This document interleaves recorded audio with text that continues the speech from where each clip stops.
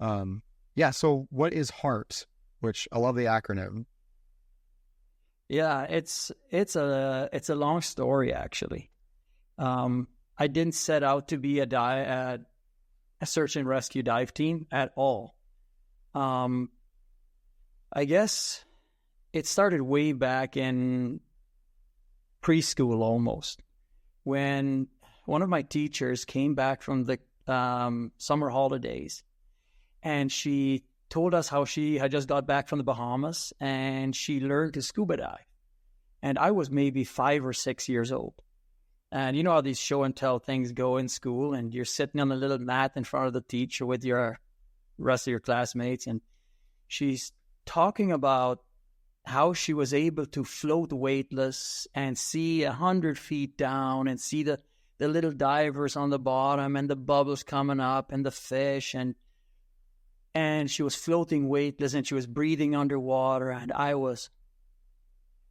it just fascinated me because I was an overweight kid growing up and gravity challenged, and I couldn't imagine floating weightless. And I loved water, but the idea of being a diver and breathing underwater, whenever I look at this whole picture and zoom back out, I think this is where it started. This is where I believe God lit a little fire in this little kid's heart.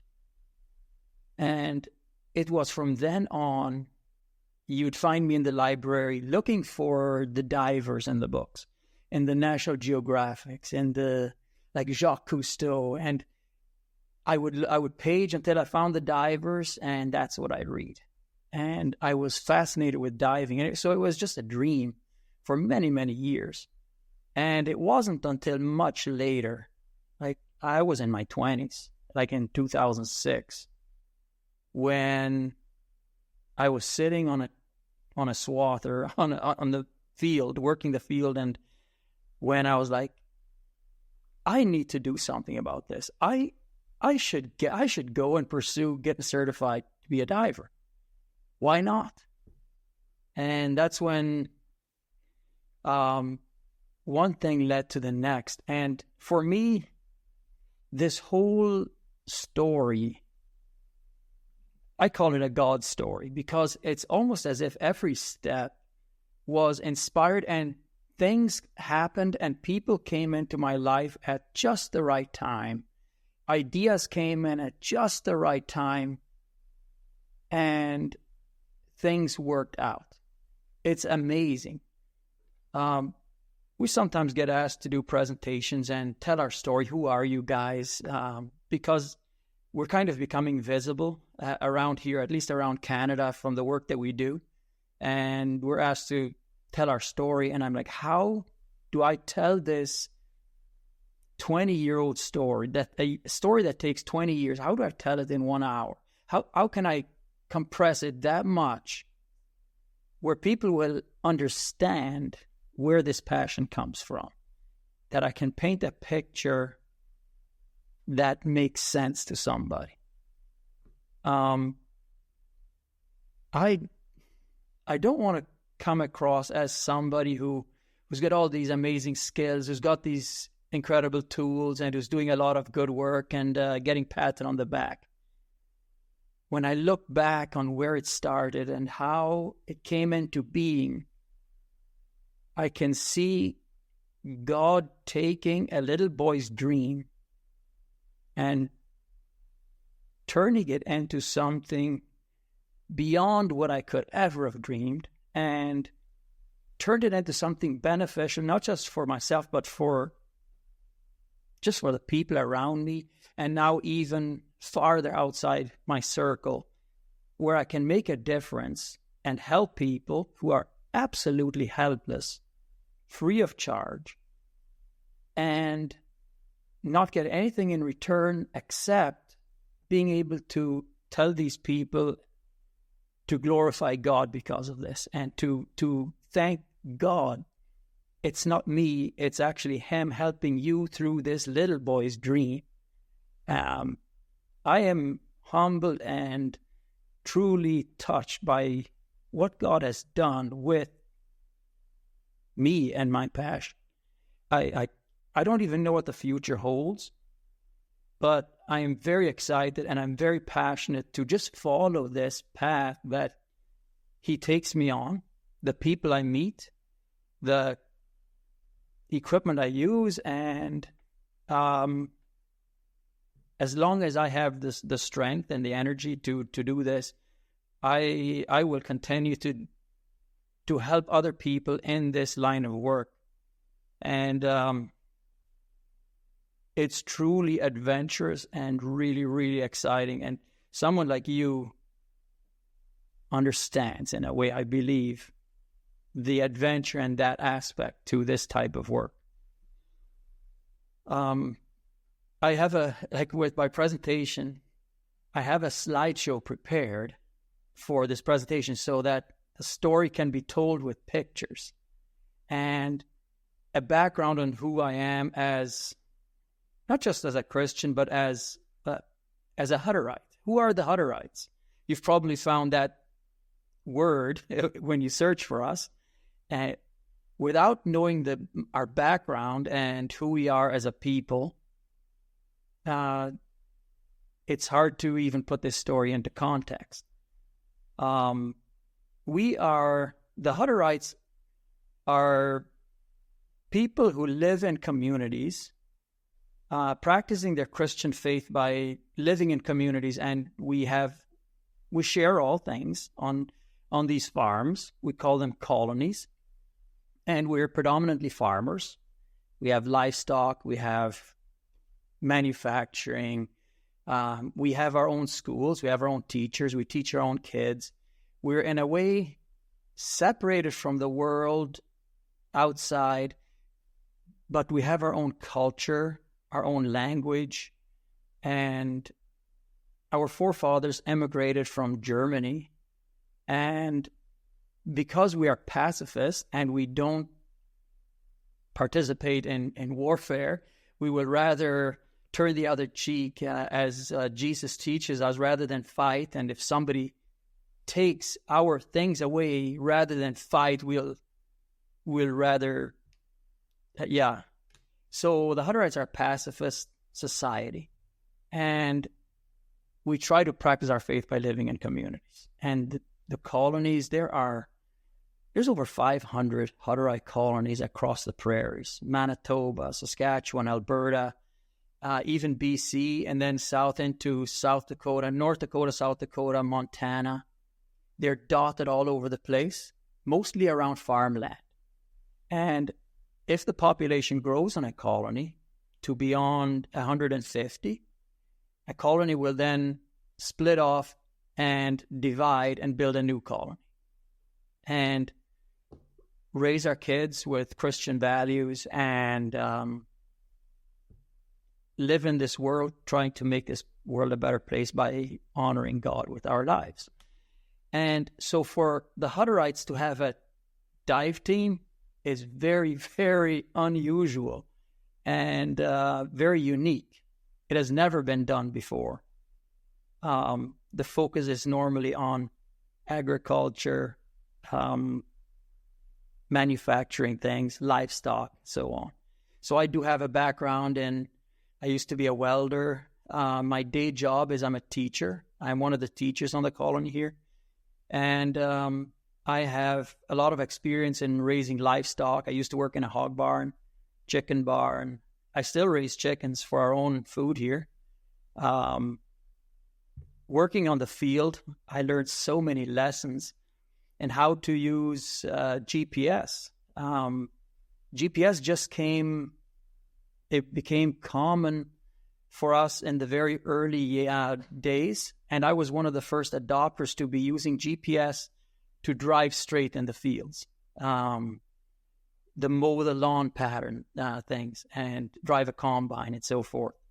So I have this background and experience, and in the back of my mind, there was always this dream to be a diver. But what do Hutterites do with diving? We were fortunate to, on our colony, Oak Bluff Colony, near Morrison, Manitoba, we do have a gravel pit on our property. when this place was founded back in the 1950s, the founders had no idea there was gravel underneath. And when they were digging for water, they just kept hitting gravel, and it was rather annoying until they needed to start building roads and stuff, and they knew where to find gravel, and they just kept digging. There's just more. And now I grew up with a gravel pit on our place, and we have fish in there. And that lake, if you look on Google Earth and you slide back on that history thing, you can literally see how small it was and how it's grown to what it is today. And it's still growing. Every day in summer, where there's a company that's digging out this gravel, and we have this large lake. It is 70 feet deep in some areas, and I'd say an average of 30 feet. And for me, with the dive team, owning this place, I sunk a school bus, I sunk a few boats, car. I have tires in there. I put fiberglass, wood, cement structures, just different sonar targets, without polluting the place. Just strategically put them somewhere where I can run over with a boat and scan and practice. I have a literal playground in my backyard for this type of work. And so with these colonies, a lot of them are located near rivers or bodies of waters or lakes. And the kids would go swimming. And quite a few times, there's been drownings at Hutterite colonies. And it was back in 2012 when, after we had been certified, I convinced my brother Paul to come along with me and get certified. And our instructor, we became best friends. There was a drowning at a Hutterite colony. A girl went missing, and in the Assiniboine River, about an hour and a half drive from us, and the police were there, the RCMP, searching, and they couldn't find her anywhere. And people asked us, "You guys are divers. Is there nothing you can do to help?" And it had never crossed our mind. The diving that we were doing was car extractions and fixing irrigation pumps underwater in zero-vis, feeling your way around. It was none of this Caribbean diving that I had in mind as a kid. But because we were doing a lot of this underwater fixing stuff, we were used to terrible diving conditions. So we packed up whatever gear we had. It was all over the place. And we showed up. We were 4 divers by then, and we roped off and combed the river from point of entry downstream. And the Hutterites, being people of faith, they always band together to help when there is a tragedy. Everything shuts down and people help where they can. But here in the water, it's an area where everybody's helpless. You can drive around with a boat on the surface, but below the surface, what do? There's nothing you can do. You can search with drones and people if it's above the surface, but underwater, you're helpless. And we, as a dive team, combed the river edge, just working our way downstream. And there was like 300 people following us on shore as we were combing downstream. And they were singing songs, and we'd come up and we'd just keep moving. And I think we worked almost 3/4 mile downstream, and we couldn't find her. We were crawling under branches and trees and crap. It's a muddy river.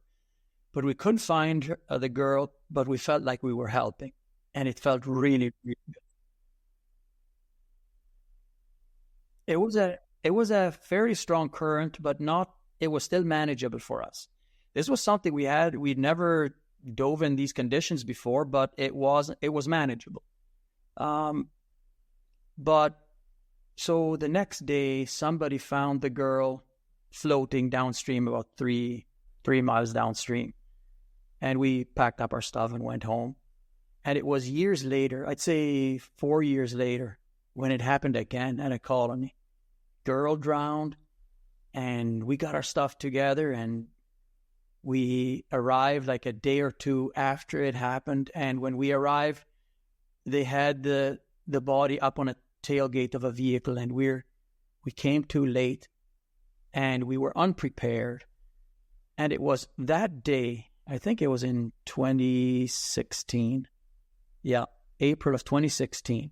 On the way home, we were like, if we're going to be doing more of this stuff, we need to be better prepared. We need better training. We need better equipment. The money we made doing jobs, it was just nickel and diming. We just put that right back into just upgrading equipment. And on that road home in the van, we decided to get organized, to get better trained, to actually pursue this safer. And there was maybe 4 of us. And my nephew was along, and he's a graphic designer, and he said, I'll come up with a logo. Let's think of a name. And within 5 minutes, we came up with Heart. We needed something for the A, and I was like, hey, it has to do with water. So aquatic, Hutterite Emergency Aquatic Response Team. I said, I'll build a logo for that. And the next day he had a logo, and that's the logo we have today. And we kept diving, but quite a few years went by without any cases. And then one happened, and we'd show up. We were a little better prepared. We'd do a dive, and we actually found the body. After 4 days of searching by the fire departments and law enforcement, our little ragtag cowboy redneck dive team was able to locate the body and quietly bring him to shore and able to give him back to his parents.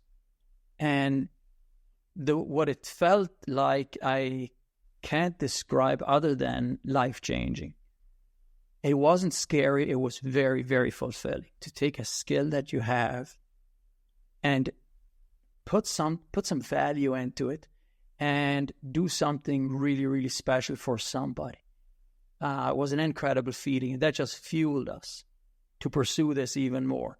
And the story hit the news, and CBC News wanted to follow us on one of our training runs to the lake and see who these Hutterite divers are.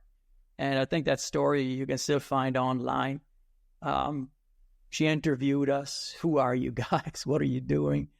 They wanted to tell the story. So, and then there was more drownings at Hutterite colonies just over the years. And we would show up with the equipment we had, and we're able to help. And then people would come along and say, you guys, you need to be able to communicate with each other when you're underwater. This rope pull business, that's not even safe. I am going to sponsor a microphone set for you. You guys know what you need? You need full face masks with microphones.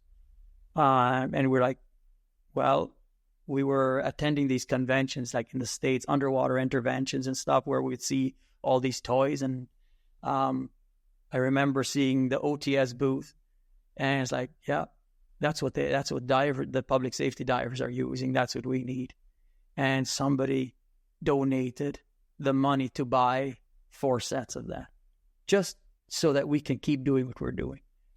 And little by little, people donated towards our cause, and we would put 100% of that money back into diving, because our day job was at home. Both me and my brother are teachers, so we're not doing this to make any money. There's no money in it anyways. So being teachers, we became a little bit well known among the Hutterite circles.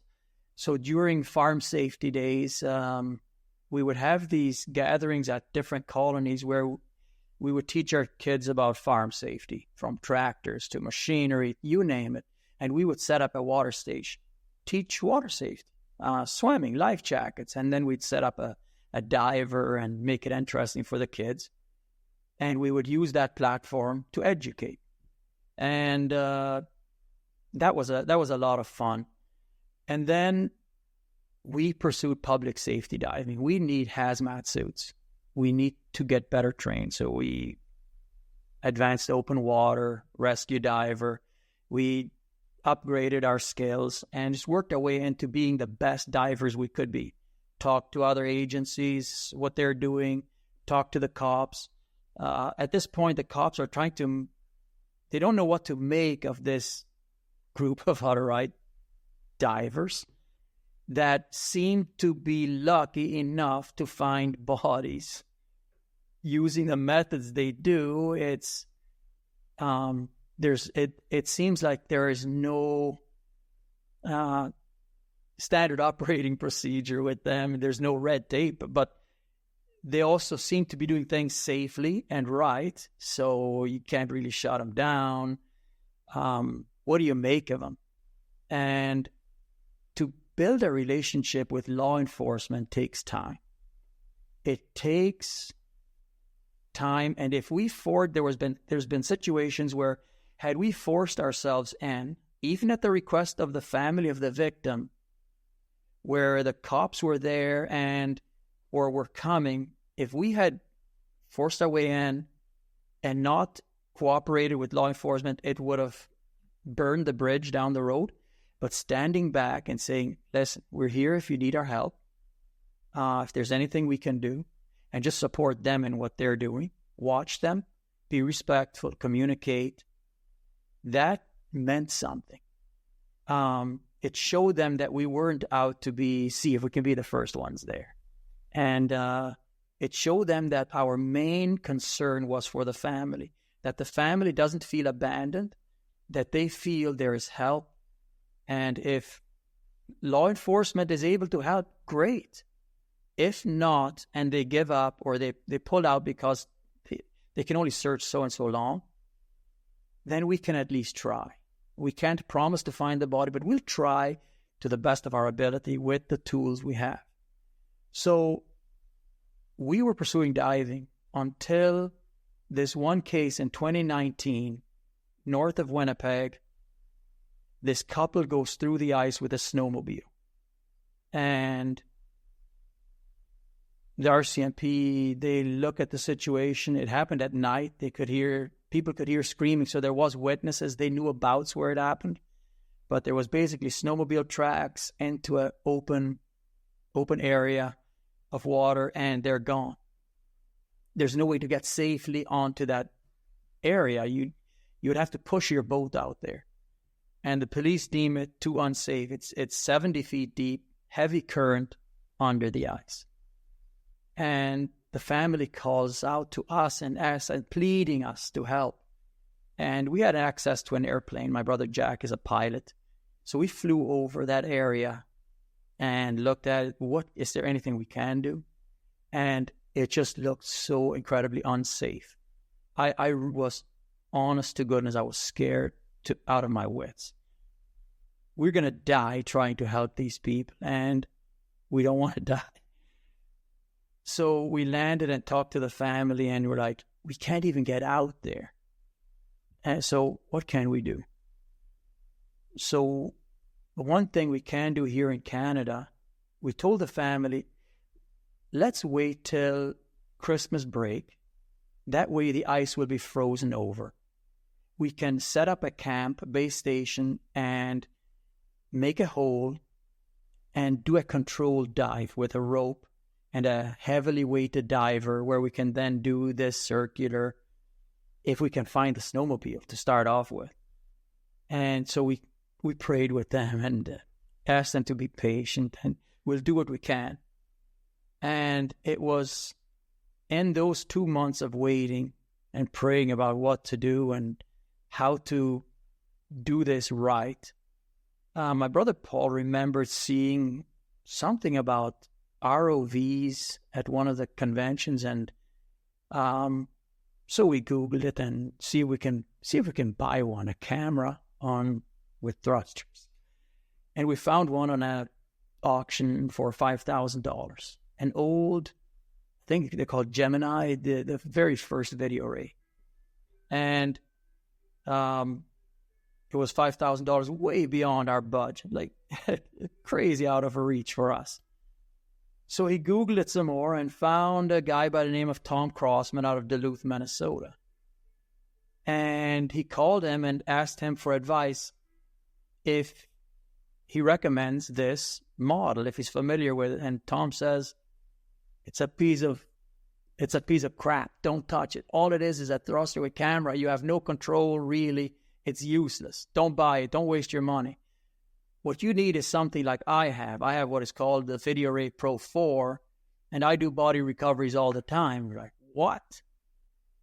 And we're like, really? Oh, I've done dozens, he says. And we told him about our situation here, and he says, if you pay for my gas, I'll come up and help you do this search. And this is like an answer to prayer. Are you serious? So we get Tom up, and we spend 5 days searching. I had to first of all find that snowmobile because the cops had lost the coordinates. Nobody knew enough information. They just knew the area. And it's a huge area. It's like 2 miles across by 5 miles long. So they just said somewhere in the direction of that house over there. Where do we find that snowmobile? So we use the ice hole auger and Garmin Live Scope. I'm not sure if you're familiar with that. And try to search for something that doesn't belong. I didn't know what a snowmobile would look like, but we made one hole after another in that entire area. And I remember being exhausted, just so helpless.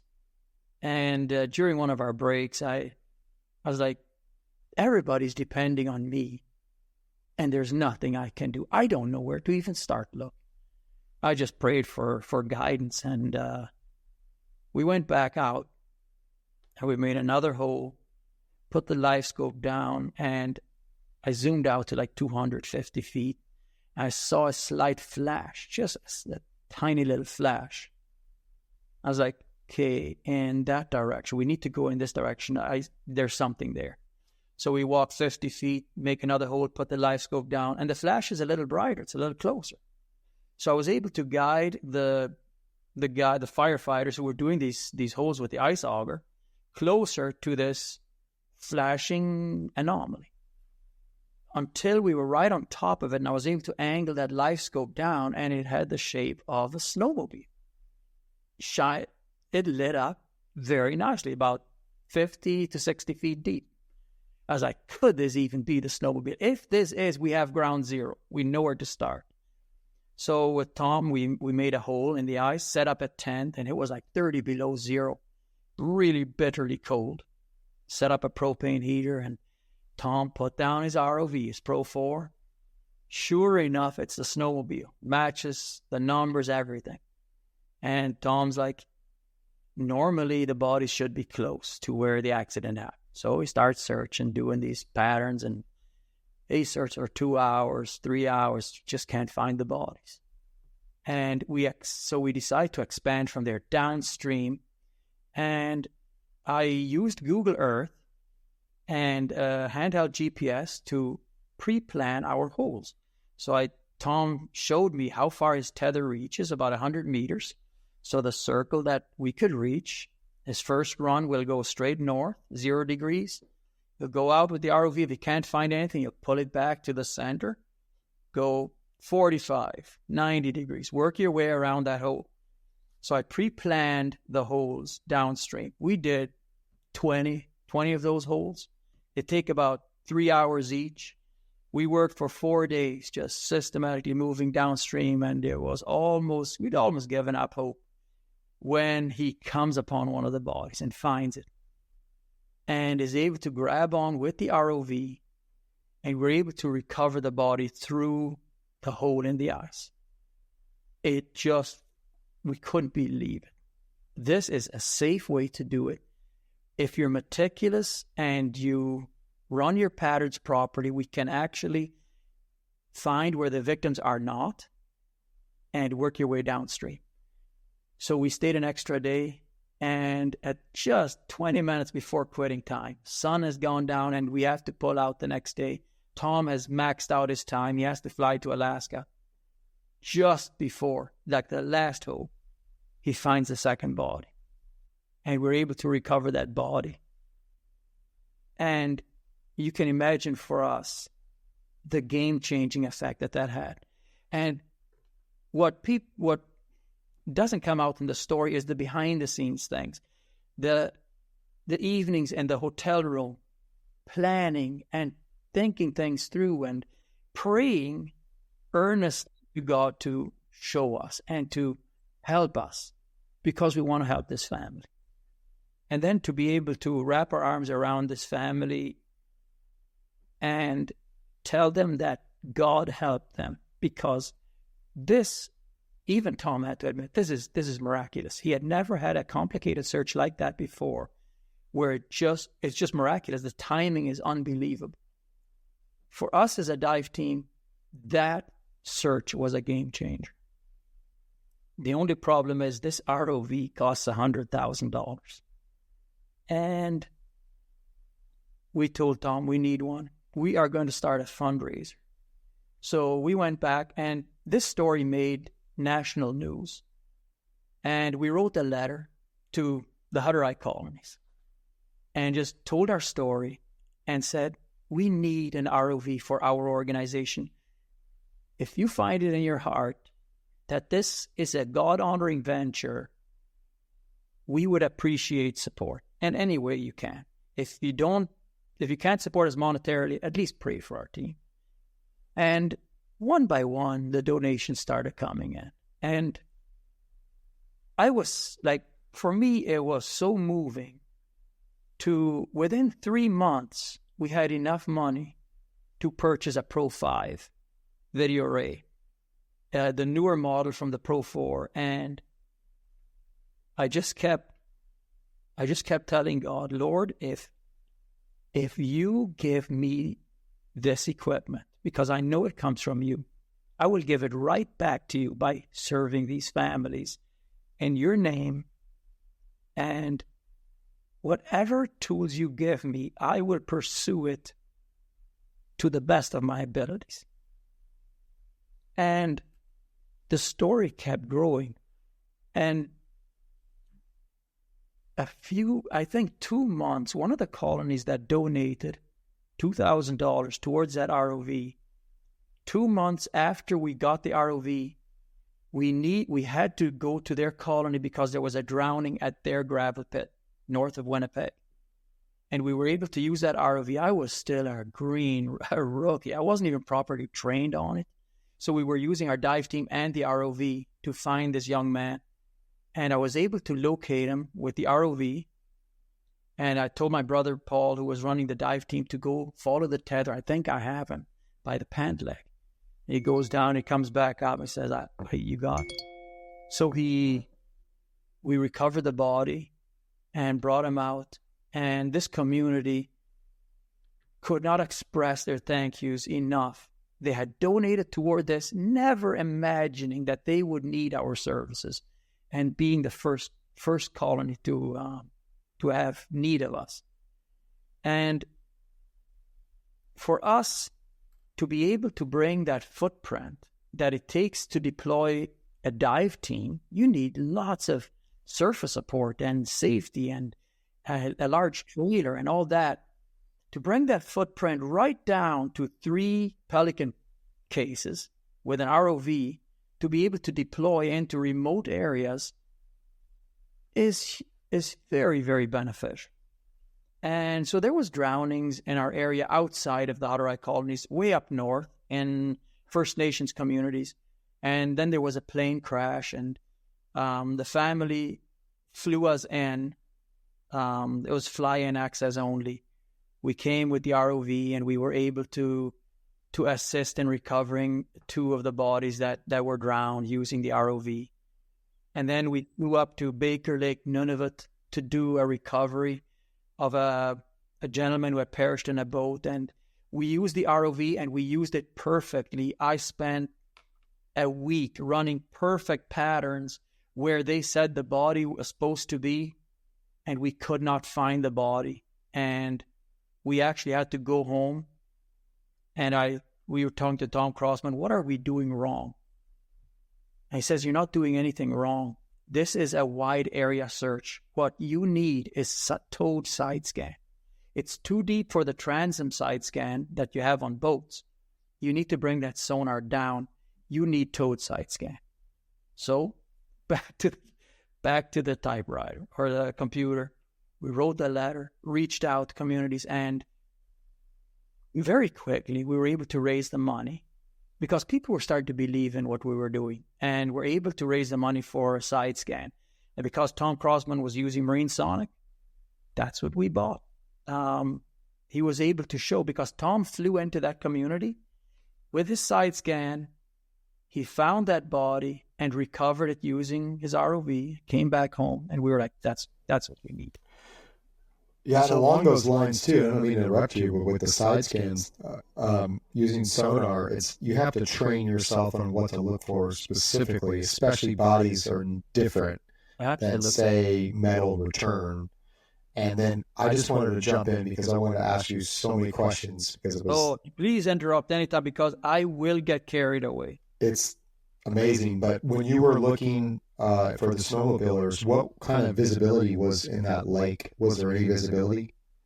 I'd say there was maybe 3 feet vis, max. Right.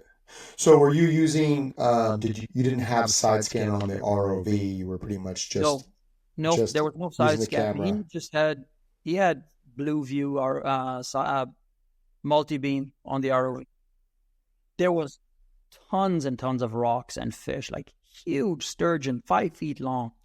And there'd be times when Tom would get really excited because it imaged like a body came up and there was fish, and he poked them with the ROV and they moved out of the way. But whoa, there's no side scan on the ROV. That would have been handy though.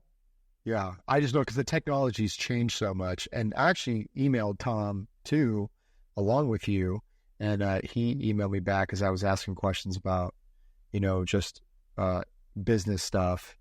And he was like, yeah, same thing, recovering stuff. It's really about, you're not going to make any money.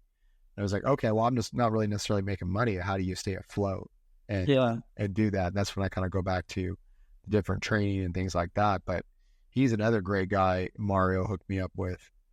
But yeah, it's wild. So with my only question is with the growth, like I guess like aquatic plants, and you got those ROVs.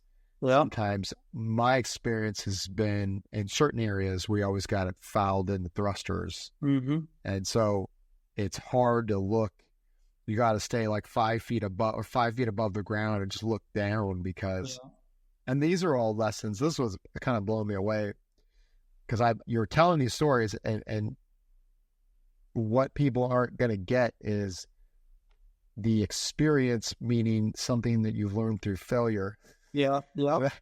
That you're telling about. It's like these are years and thousands of hours of just training. And I know that because I have a lot of stories very similar where we were diving every single day in different conditions. And then we started using robots, and then we started using ROVs, and then we started using handheld stuff, like all the little tools you're talking about. Yeah. Those are all require their own little like skill set. Their own expertise, absolutely. Experience. And there's a lot of artistry, and especially with sonar and side scan and oh man. And then even just driving the ROV, like driving, we were in the Middle East, is driving the ROV around pylons and things like that, inspecting of it. It's like, there's a spatial awareness that is needed for every one of our searches. Like I'm actually skipping a whole bunch. It would take days for me to go through, but every one of those searches had its challenges. And what I would do was I wouldn't look at them as failures. We'd call them challenges, and then we would look for ways to overcome those challenges. And then the next search, that challenge had become a strength for us. Is it a different piece of equipment? Is it how do we use that equipment? And the hours and hours of studying sonar. And the more you can teach in a classroom up to a certain point, but then you need experience. How do you tell somebody what a body looks like on sonar without being able to show them a body on sonar? And a body doesn't always look like a body on sonar. So for us, when we side scan a body, we won't just recover. I will hit that body from 20 different angles just to build this mental library in my head, because at some point I will see a body from a different angle, so that if I am watching the waterfall, I need to be able to recognize what I'm seeing. My brain needs to be able to cancel out the rocks and the tires and the whatnot. And then, I'll be honest with you, there have been times when I spotted a body, it felt like I had a hand on my shoulder saying, Manny, take a look at this. Take another look at this. Had we just gone past and not turned around, taken that second look, we would have missed it. We just scanned right over it. I have stories like that where I should have missed him. It wasn't my expertise. I feel literally God pointed it out to me that I need to pay attention to this. I need to study it more. There have been times when I felt I failed in a search. I went home. I couldn't find peace.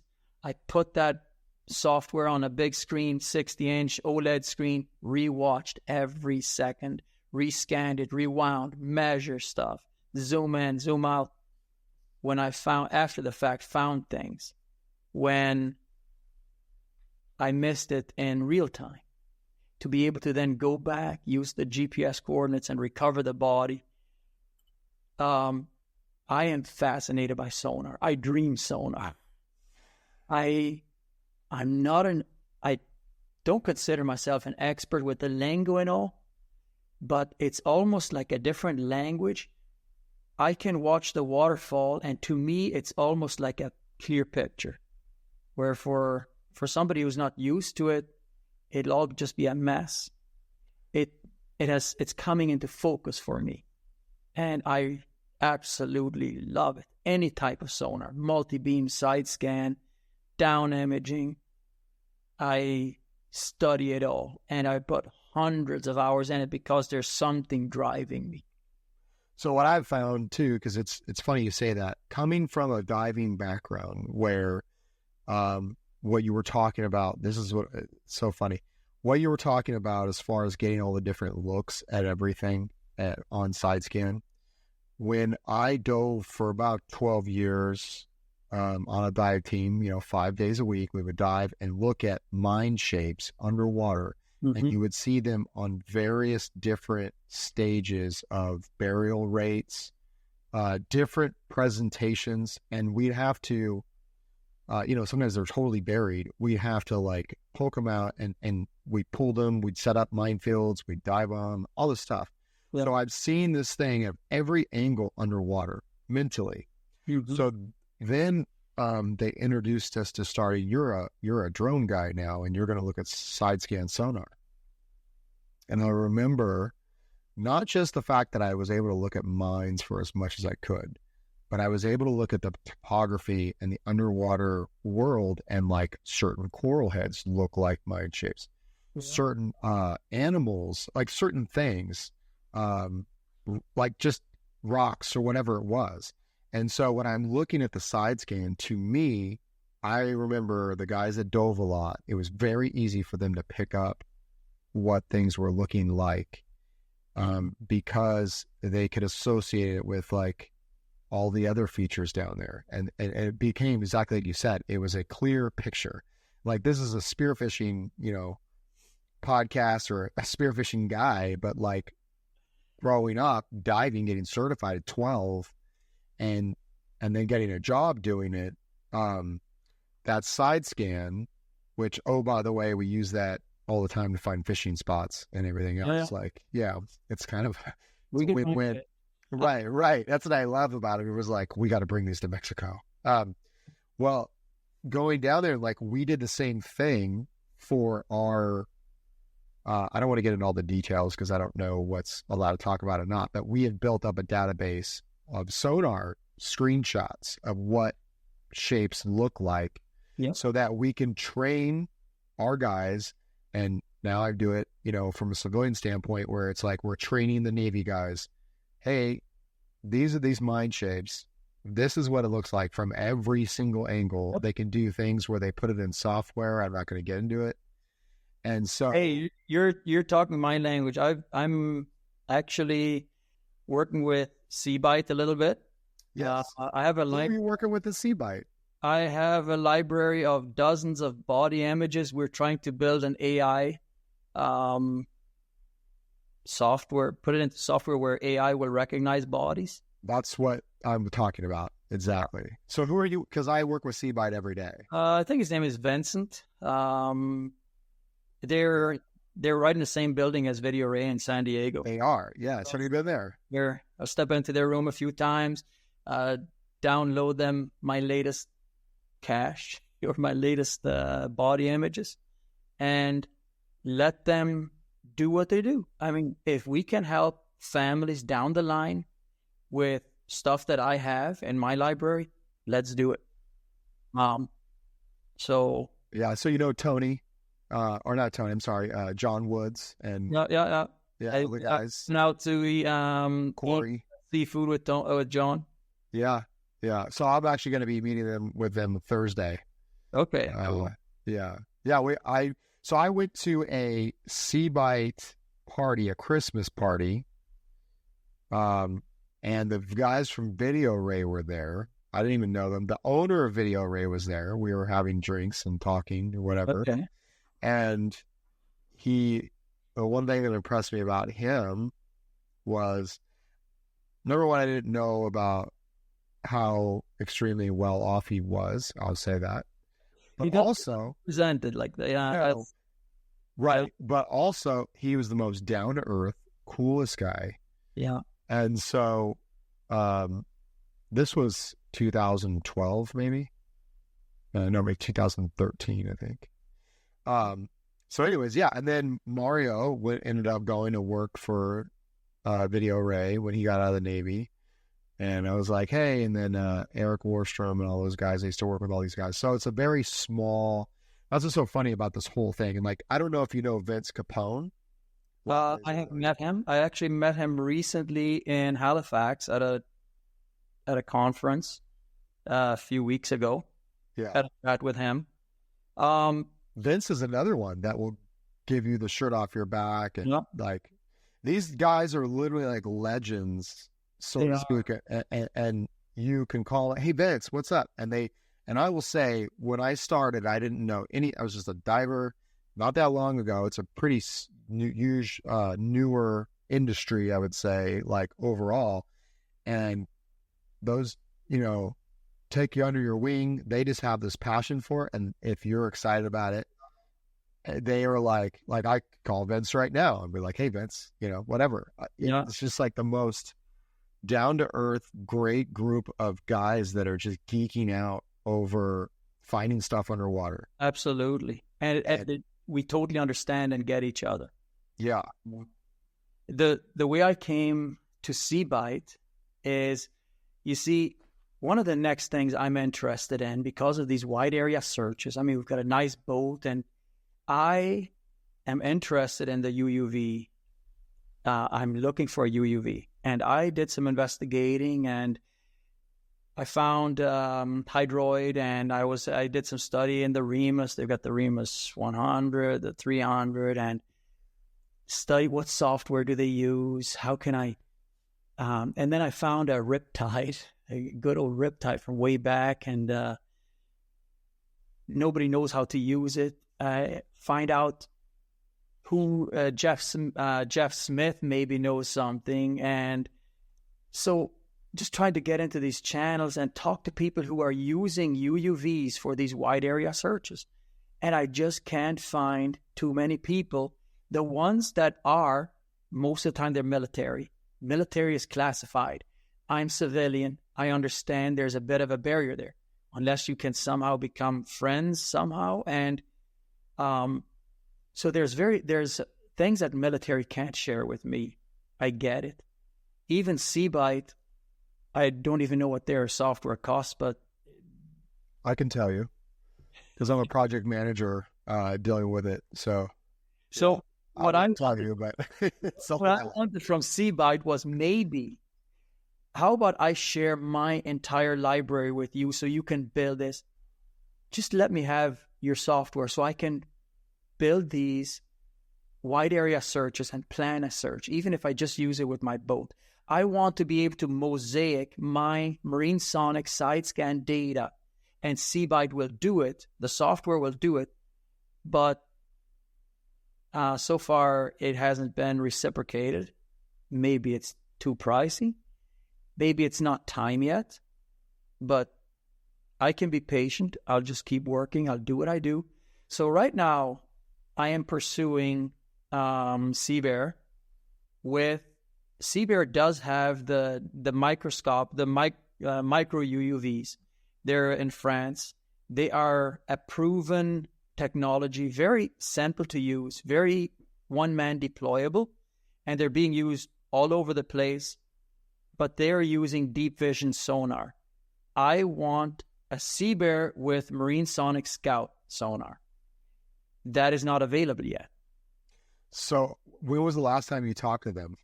So the Riptide that I have, I took the Scout off of it and sent it to Marine Sonic. I've got friends with Marine Sonic, Reagan Depensky and so on. Yes, Christy. And I actually drove there, and they know who we are already, because us using Marine Sonic towed side scan reflects well on the company because of the reputation. And so I want to take that Scout system and put it into a Seabear that's being built. But I need to buy transducers to make it work, because the transducers that I took off of the Riptide aren't feasible. I can't use them. They work on a table, but they would have to be molded. So I need new transducers. So that's the project I'm working on at this point, trying to get my Scout system onto a Seabear. I'm hoping to, in 2025, be using that micro UUV, possibly working my way up to Remus. Yeah. My wife was like, well, could you get a AUV and then you could do a consulting, and she's a disabled veteran, and she's like, we could get government contracts. I'm like, that, yeah, but do you know how much a UUV costs, a Remus 100 costs? Because that's what we deal with, 100, 600s. Yeah. And I was like, do you have any idea? She's like, no. I'm like, a lot. I go, the stressful thing is, yeah, I'm like, no, babe. And the problem is, though, I'm like, because I am a technician on it, right? I'm like, they break. These things all break sometimes, right? And when they break, you're talking thousands of dollars. Yep. I just need to make sure there's enough money there that you can make an investment and not be broken, sitting on a shelf, and not have enough money to fix it. Absolutely. Right? So yeah, that's what I think it's good what you're doing as far as stair-stepping it up. Because I actually talked to Sea Saber too, Seabear, yeah, because they were the low cost AUV, UAV. And the funny thing about all these things, I mean, we're talking about rescue and all these things, but all these things for, I mean, if anybody listens to this, if I release it or whatever, if people find it interesting, maybe at least it'll help get your name out there to a different group of people. But the thing about this technology is it can be used to find bodies. It can be used to find reef. It can be used to find fish. It can be used for everything, surveying. And people always wonder why I catch the biggest lobster of the year, or like find spots. I mean, I've got 6 pages of GPS spots with sunken boats, things that aren't on the charts, because work and pleasure kind of go together. Yeah. We've got all these spots, and then, we end up going back and diving on them. And a couple times we found a barge in the middle of the bay, and we went back on the weekend on our free time because we were doing a training exercise, and we dove on it, and I took a GoPro down and we just filmed it to be able to show the students, hey, this is what you guys found.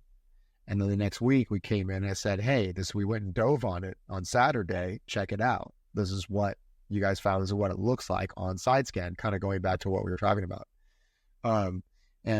Yeah, very cool.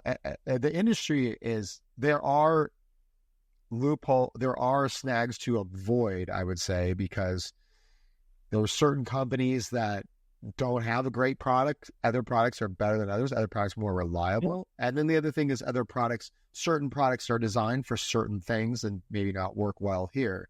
Yeah. But yeah, I'm glad to hear that about the Sea Saber, because that was another thing I was looking at, because they had the side scan. So Brett, here's the challenge that I've seen at these conventions. There's many booths. They'll have a piece of equipment on a stand. It looks all nice. And you said, tell me about it. Just, oh, this can do this and that. And I'm like, can you pull out your laptop and show me data? Can you show me a scan that has been collected with this unit? Time and time again, they cannot show me. Nobody has the data. If you come to me and say, can you show me data of a body recovery? I'll show you 20. And I went to see Brian, like, if I had one of your UUVs, I would have data within a week. And I would show people how this tool can be used to find stuff. Why is there nothing public? Why can these booths, the people who are your dealers, not show me firsthand how this stuff works? So it's a challenge. And even like with video array ROVs, if you want to see data, you want to see how to do a body recovery, how to do a search, I can show you. I can show you video footage. I can show you sonar, how it is used effectively. One of the issues that we have is, like my friend said, he's like, dude, you should start a YouTube channel where you're like the drone guy and you're showing everybody the stuff under the water and, you know, using drones. I was like, I go, you know how much a drone cost, like a AUV cost or whatever. I was like, I'd have to do an ROV. He's like, yeah, but he goes, don't you have all these data? And I have pictures, you know, private pictures of like things that we found that I wouldn't put on public space. Yeah. But I told him, the problem is all the data that I know, Tony from Orca Maritime and just a bunch of guys that I know, all the data that we have is owned by the government. Yeah. And we are not allowed to share it because for whatever reason. But I know that the U.S. Navy has a database of thousands and thousands of hours. And us, like, we have mapped entire areas. That was our job. The other thing to it was, I didn't realize this. And again, it's just like you said, God, and I agree with you on this because, you know, for those of you that maybe not as religious as others, but I will tell you, like, they said, Hydroid, HII, said to us that, wow, you guys have looked at more and gathered more side scan data than anybody else in the world right now.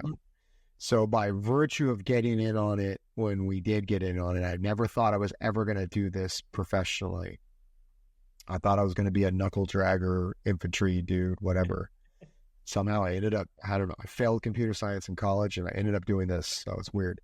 But we have, by virtue of my situation, I managed to look at more data than any other groups combined. Yeah. They were talking about just thousands and thousands of hours. I remember one time I was with Mario. Mario and I were on, and we broke a record for much mission data collected in 1 week, right? And it was like 218 hours or something like that. And I literally slept maybe a couple hours a night, maybe, but the vehicles were running and I was like, wake me up if you don't hear from them or whatever, because I was their subject matter expert. But we have collected data all over the world, Turkey, I mean, just everywhere. And I looked at it. Just love to be a fly on a wall, to just watch how to set up, deploy, and harvest the data and look at the data. I would absolutely. Yeah, because I know the stuff Marine Sonic sells, I think even Hydroid sells, the PMA software, the post-mission analysis software, is pretty archaic. Yeah. Like Run Discover or whatever it was, right? Like Scan for C-Scan. Yeah. C-Scan Review or whatever. When you look at Trident whoops. When you look at the software that Seabite uses, it's really clear, good data review tool. Very easy to use, and all that. So, yeah, I could literally talk about this for. This is my job. I mean, this is my thing. And besides that, my passion is really outdoors and the ocean and all of that. And this is one of those things that's part of it. It's like, wait a second, discover the ocean. I could discover more spots. I could go dive down, and I don't need to kill animals or shoot fish to be like, but just to find a reef that nobody's dove on and go down and be like, wow. And this happened to me. You swim around, 50-pound grouper swim around. You're like, they've never even seen a human before. They just like swim up to you. It's like, for me, Brett, this is still just a dream. Yeah. I still have not dove those clear waters that I still have in my head. I'm looking forward to it. I'm actually flying to Mexico. Where I go? Cozumel. Yes. On the 23rd. My wife has worked there, so we'll be there for a week, and here's to hoping I might get a chance to go diving. Yeah. I mean, I've dove in most of the places we dove, back bays, under piers. That's where we're going. Where? Cancun. Oh, Cancun. Yes. Yeah. And I dove down. As soon as you put your face underwater, you can't see anything. Brackish water, Georgia, like, there's like things crawling around you, whatever. But there is something to be said that's where the side scan really makes its mark, because you can see. Yeah. Well, Manny, I got to run. I got to take my daughter to volleyball practice. Awesome. Volleyball. But literally, I want to call you again and talk to you some more. This is incredible. Thank you for your time. And what's your Instagram? So if you just Google my name, Manuel Maendel, as it's spelled on the screen, it'll pop up. I don't even know what my handle is. I could be more active on those platforms, but for me, it's almost a distraction. Like, people always ask me, why don't you make a YouTube channel? The content you could create, people would watch it.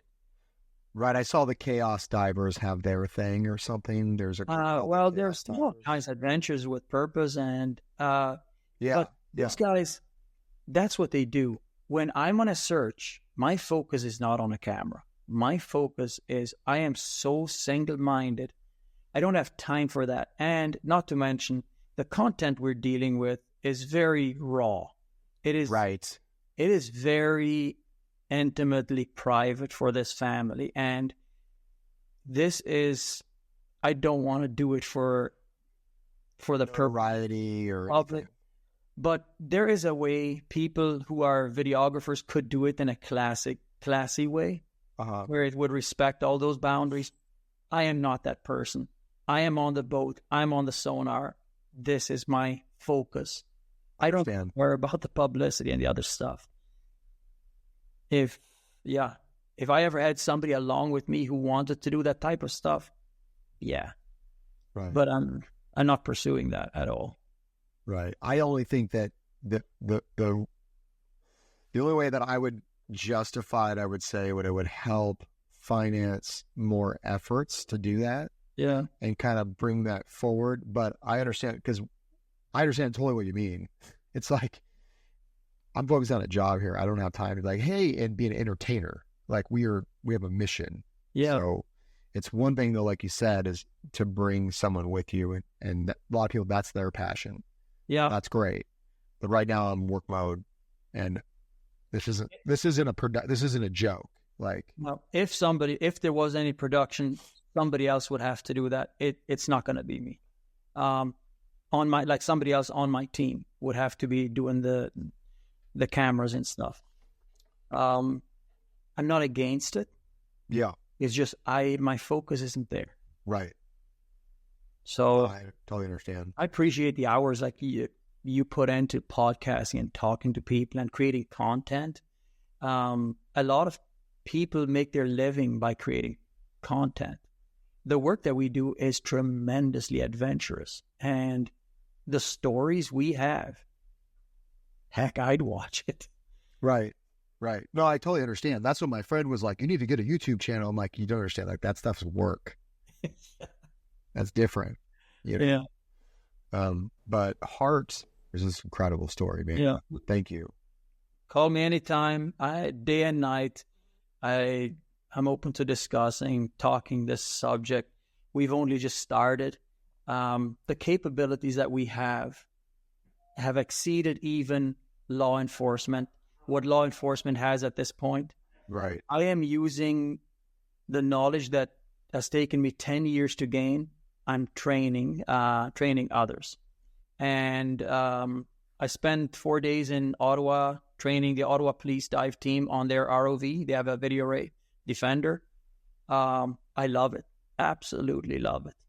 What is your website? You guys have a website. So if someone was interested in sponsoring you, they could reach to your website? On our website, the website is terribly outdated, but the donate button underneath has the links on where to donate. Okay. E-transfer, check, or PayPal giving fund. We're 100% charity.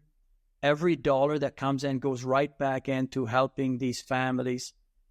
What I have done is I've created another company called Hydrobotic Solutions.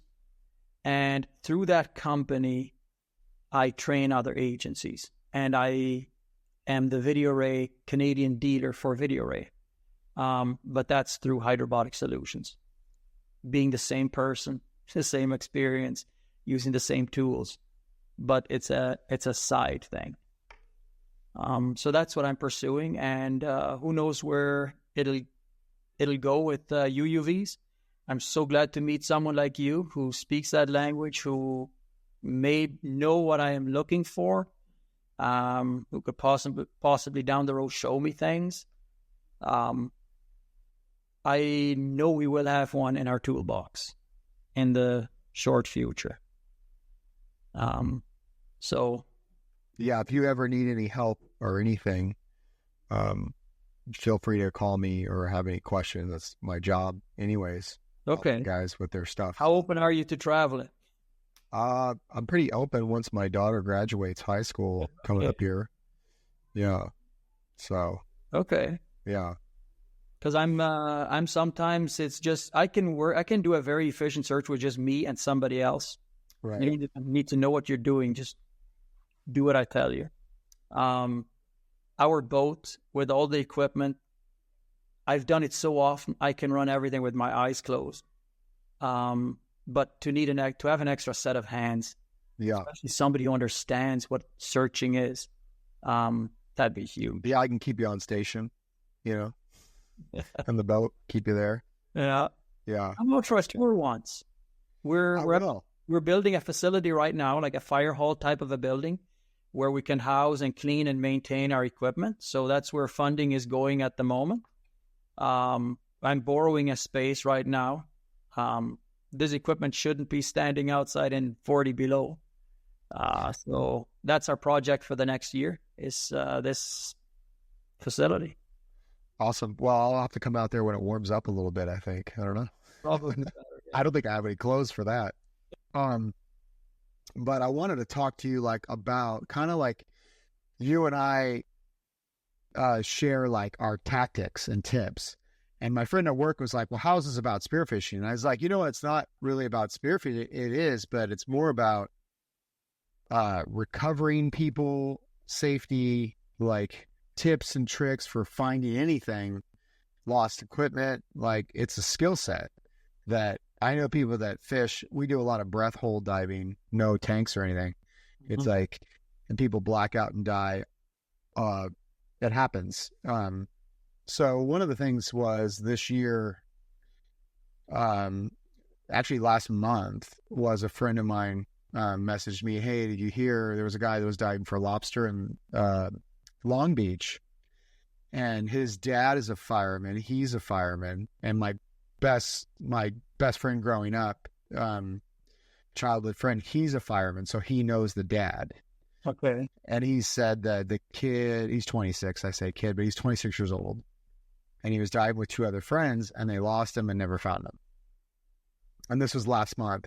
So my friend was like, Brad, they haven't found him or anything, you know? And I said, well, what are they using? You know, and I immediately just kind of go into like, okay, if he hasn't surfaced, you know, because usually after a few days, the body will inflate. And I wanted to talk to you about that too, because that's really interesting to me.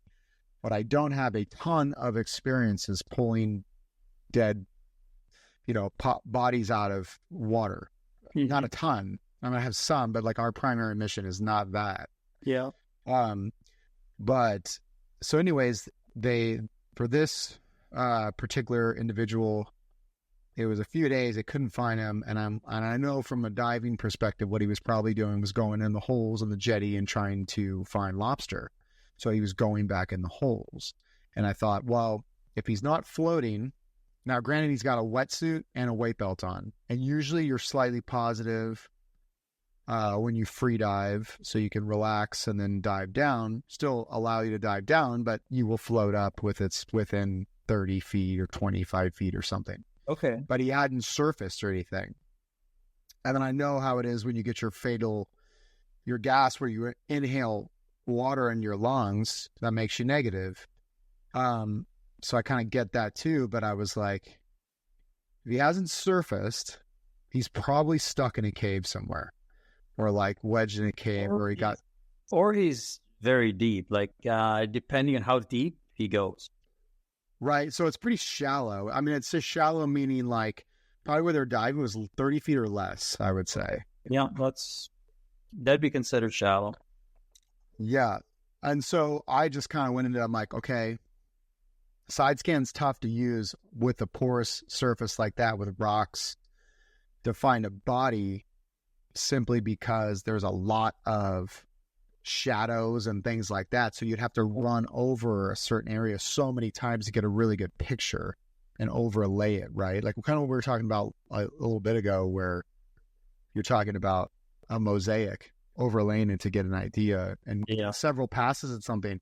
So it's like an ROV would probably work, but you'd have to go real slow and real methodical. If he is in there, this is all hypothetical. Yeah. And then I was like, what were the currents? Because in the ocean, we have massive tide swings at that time. And if it's near anywhere of that choke point in Long Beach Harbor, San Pedro, there's a lot of water moving out. So then they get washed out. And now, like you said, you know, with the rivers and stuff, it's like they're downstream or stuck under something. So anyways, I was messaging him back and forth. We were talking. He's like, bro, you should go up there, you know? And like, I have work. All of our assets that we have are government owned. I can't just, you know? And so that was one of those things that happened where I was like, man, it'd be kind of nice just to go help, you know? And really, they still have, I don't think they have not found him. So I don't know. What I wanted to ask you was, what is your experience as far as like bodies floating and not? Like, actually quite a bit. There are so many nuances and differences. So we're dealing mainly with freshwater. There is a whole range of differences when it comes to ocean, salt water. You're much more buoyant in salt water. Also in the ocean, you don't have that time limit that you have in fresh water. A body will actually stay untouched in fresh water for a long time. Where in the ocean, you're susceptible to critters, to crabs, you name it. After a week, I mean, you can be completely just skeletal remains left if you, who knows what else, what other predatory creatures clean you up.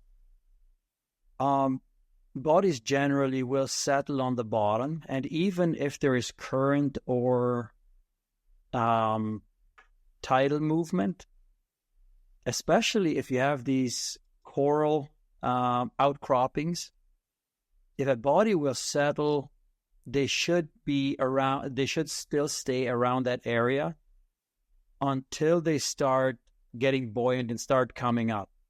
Then they will move. They will move with currents.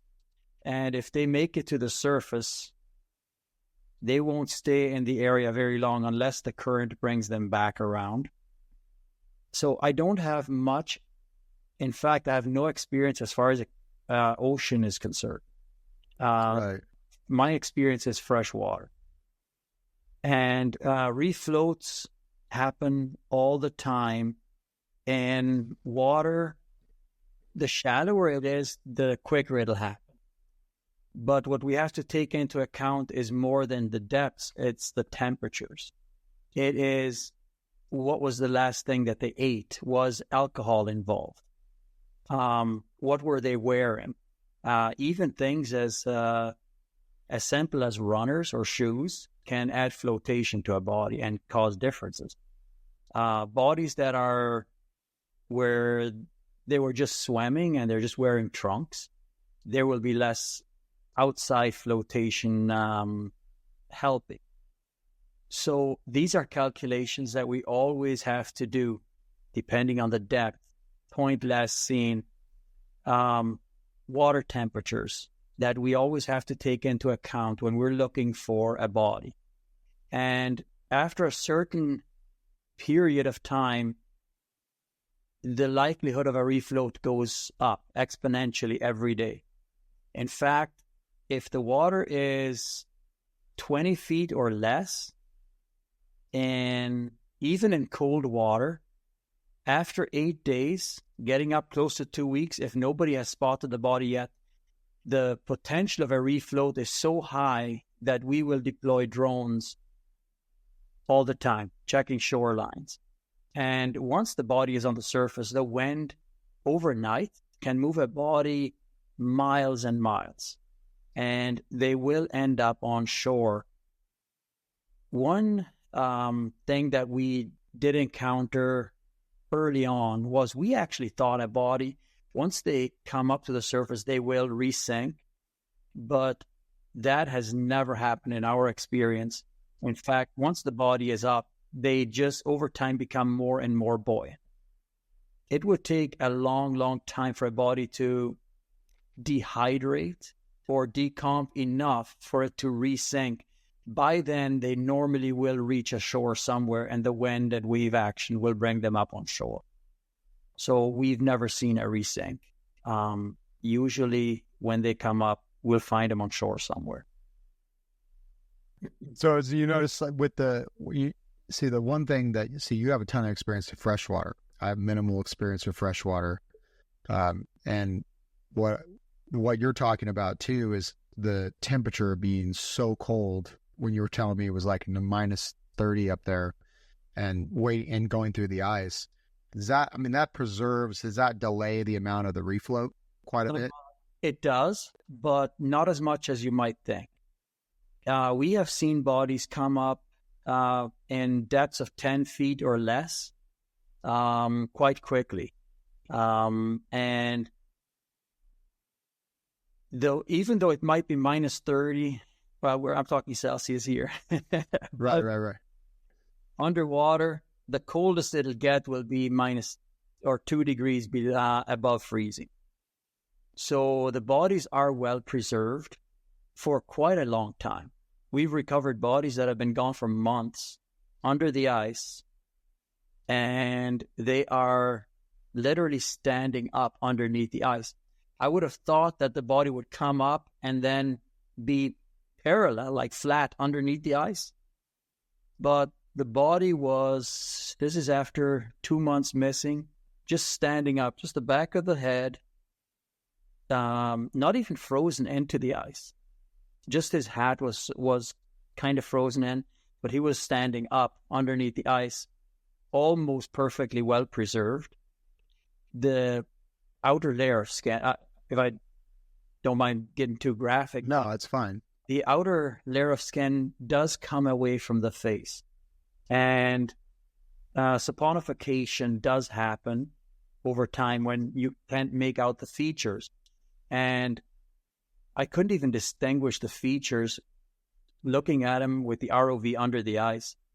but bringing him up out of the water, that outer layer of skin comes off and the features are perfectly normal. So I haven't experienced, and I guess the longest would have been 50 days of a body being missing that we recovered, where we take pictures and we take video footage of the body for our own education, because there's no textbook out there teaching us this stuff. And so we educate ourselves from experience and try to learn from each one. Each one is very interesting and can have different outcomes. What are you trying to log? What specific factors as far as rate of decay, temperature of water? Yep, the conditions, the time missing, rate of decay, and there was this one body we recently recovered where I was amazed at the amount of perdition that had taken place. The body had washed up on shore, and there was almost no meat left. There's just skeletal remains for that short amount of time being gone. And I was actually fascinated with that. Was it pretty warm water temperature, or? It was the water temperature it wasn't warm per se. It was actually colder. It was getting on into, it was July. So the water temperature was warm, but he was well dressed. And it was because he was so well dressed with fishing gear, like these long wading boots and jacket. That was the only part that the birds had taken care of. Anything exposed, hands, feet, face, was all gone. Yeah, it's funny because we tend to disassociate ourselves with just animals in general. And if you've ever seen roadkill or any animal, I mean, especially in hot and humid areas, and the insects, depending on the insects, they will decay a body very quickly, very quickly.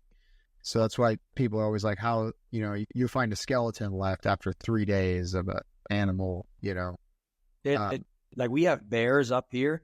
They normally wouldn't go for human flesh, but if you have a body lying around day in, day out, they'll go sniffing around, and if they're hungry enough, they'll investigate it and they'll start cleaning it up.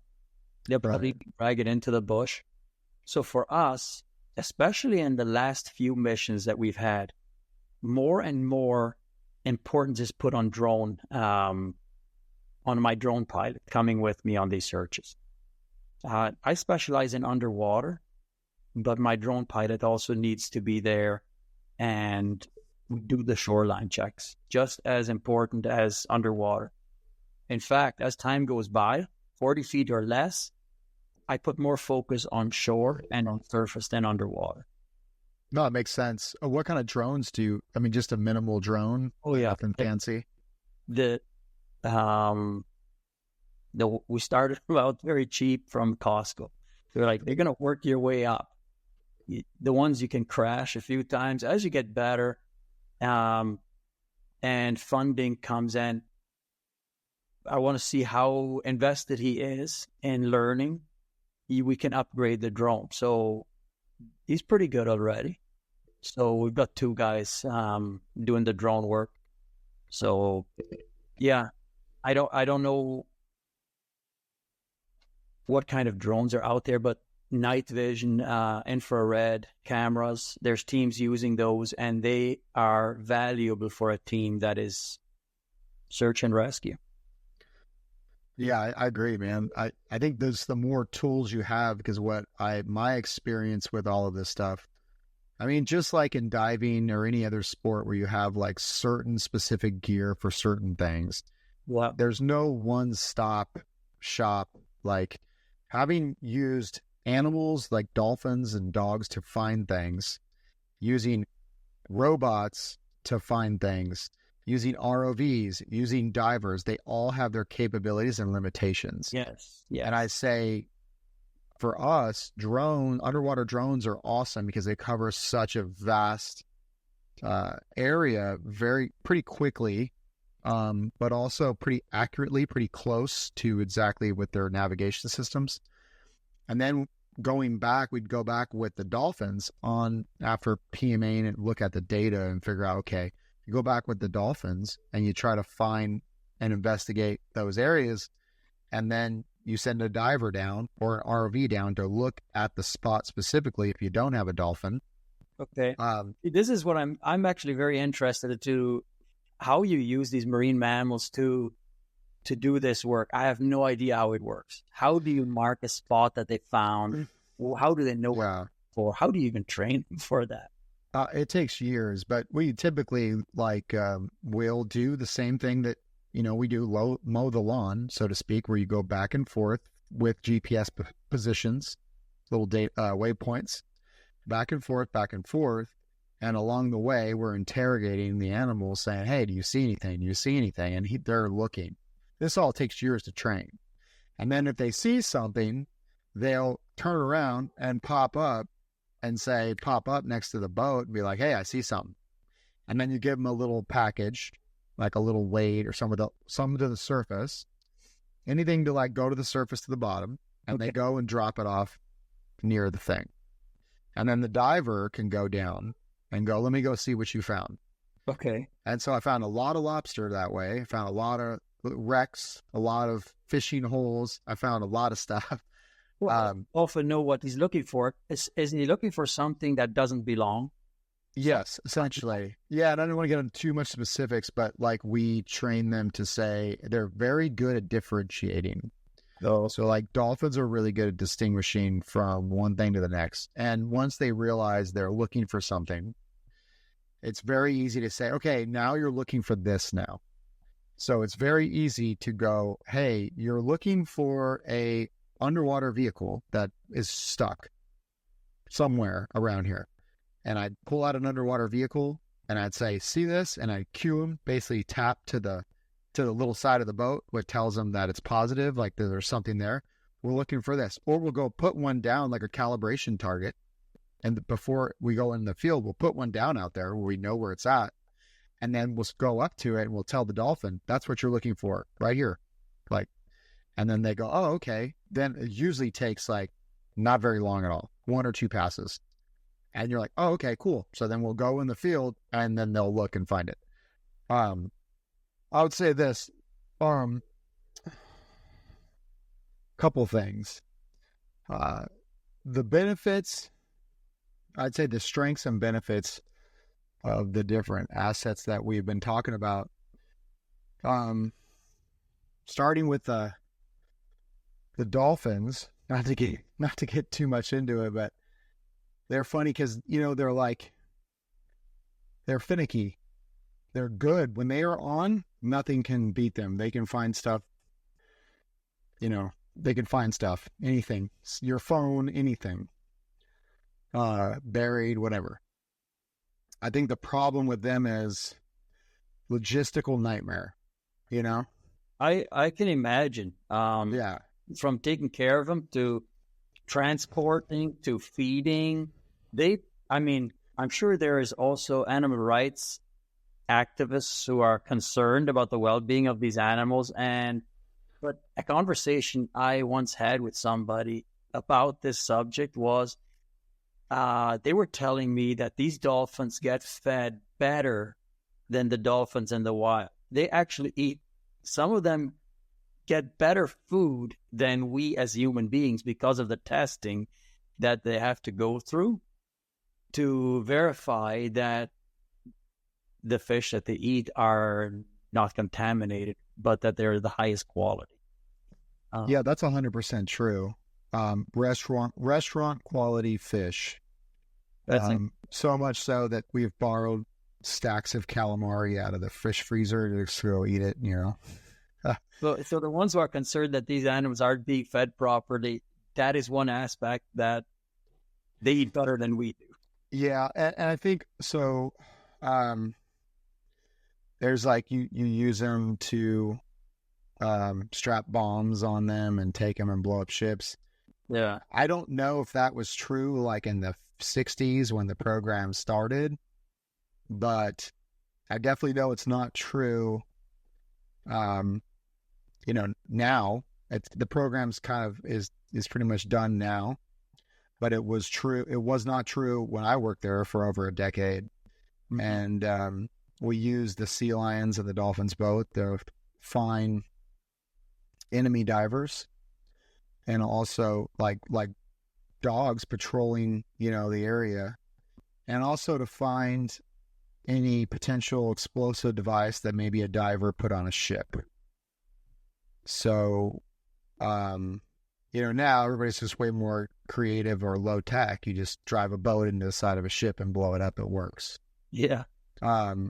Especially when they're not really concerned with getting away.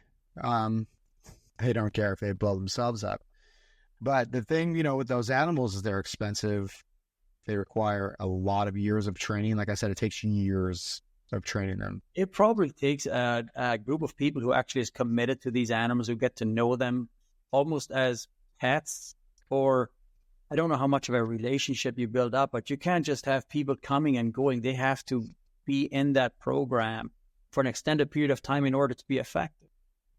Yeah, they definitely play substitute teacher, we call it, I have a particular dolphin that's like near and dear to my heart. I have a couple of them, but I work with the same 5 animals majority of the 12 years I spent there.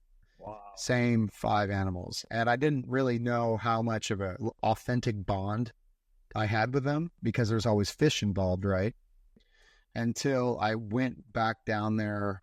I got moved to a different project, and it just happened to be the same area. And somebody reached over, "Hey, Brett, do you mind, doing this with one of the dolphins while you're down there?" I said, "Sure." So I asked one of the interns, or not an intern, a newer hire person, to go do that while I was doing something else. And she's like, "Yeah, she's not cooperating. She won't even come over to me." And so I went over there, and as soon as I lay down, she's like, my friend's like, "That's ridiculous." She just goes up in but this dolphin and I have had some epic, stubborn battles at 4 a.m. Who's going to break first, And Okay. So I love her because she's a strong-willed, beautiful animal. And so she came right over to me, and it had been months, maybe even a year. And I remember like, wow, that was pretty cool. I guess she does like trust me and know me. And why wouldn't they, right? I mean, we're the same way, and they're obviously intelligent. So I mean, they're creatures, they're animals. I know how loyal dogs can be, and right, even cats. But I think animals can be trained to literally do anything. But it's just I've never delved into using dolphins to search for something underwater, or sea lions, and how handy that would sometimes be in our case and what we're looking for. But it's an impractical tool. How do you manage it? Right. I mean, we've used the dolphins. We've done body recovery with them, with the sea lions. But that's not our job. That's more of like a, hey, do you think we had the situation come up? Could you, and going back to what I said before, we're like, yeah, we could train them. Oh, wow. Have them look for this right now. But again, fresh water, you can't put them in fresh water. It's too cold. Like we brought them up to Washington. And before that, we had to do like testing on them to make sure they could handle the cold and see how so we had them swallow like a temperature probe and put them in a chilled pool and monitor them and see how they were doing.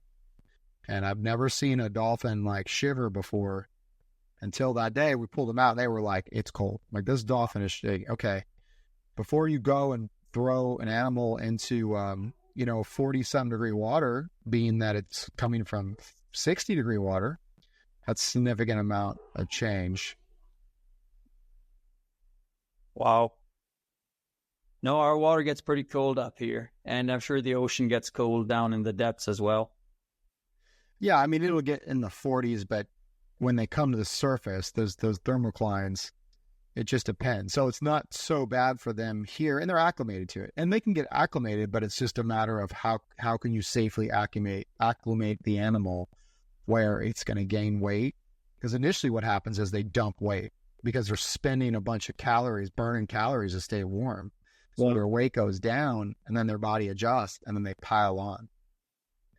So this program, is it being phased out? Yes. For various reasons? Is the technology just getting so good that there is something to replace those assets with? Yeah, my dad said that years ago. You know, they don't ever retire anything if they don't have anything to replace it. Now, it's really more about, there's another factor I would say. Yes, the vehicles are really good. The one factor, though, I would say is that it depends on what the priority is. So I don't want to get in the capes and limbs of the dolphins, but they have one thing they can do that we haven't been able to really nail down, but it's not a priority right now. Mm-hmm.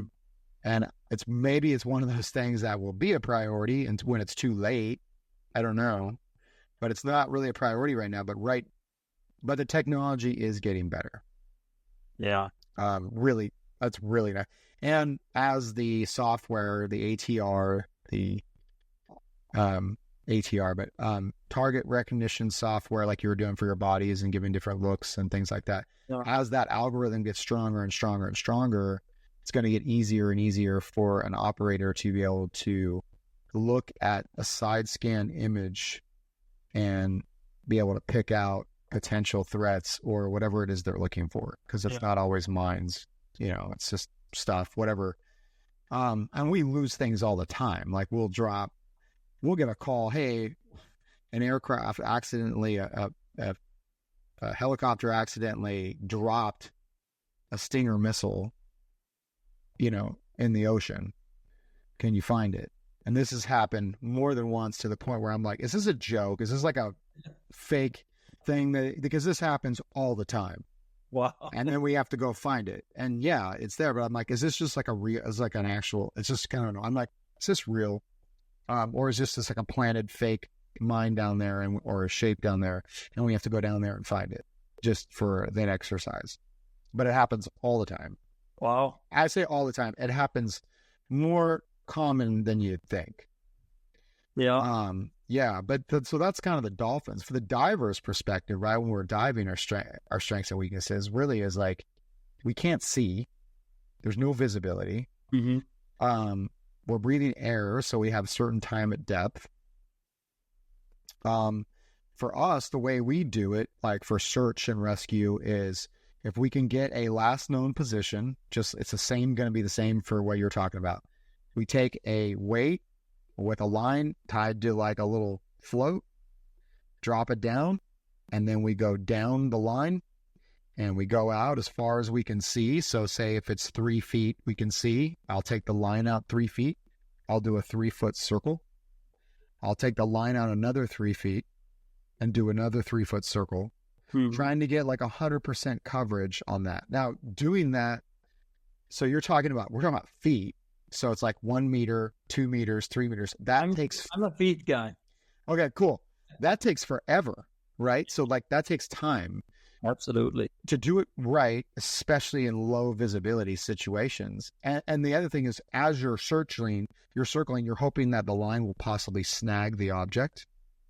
But if there's other stuff down there, depending on the type of bottom it is, if there's rocks and trees and stuff, that changes everything too. That will snag the target if you missed it, because the line is essentially going back to the point of the area you've already searched. So a lot of the searching for divers is by feel. We've seen some cool technology, heads up display sonar, head mounted sonar, where the diver he's got this eyepiece that's right up to his mask. And there's some pretty cool stuff in that regard as far as searching is concerned.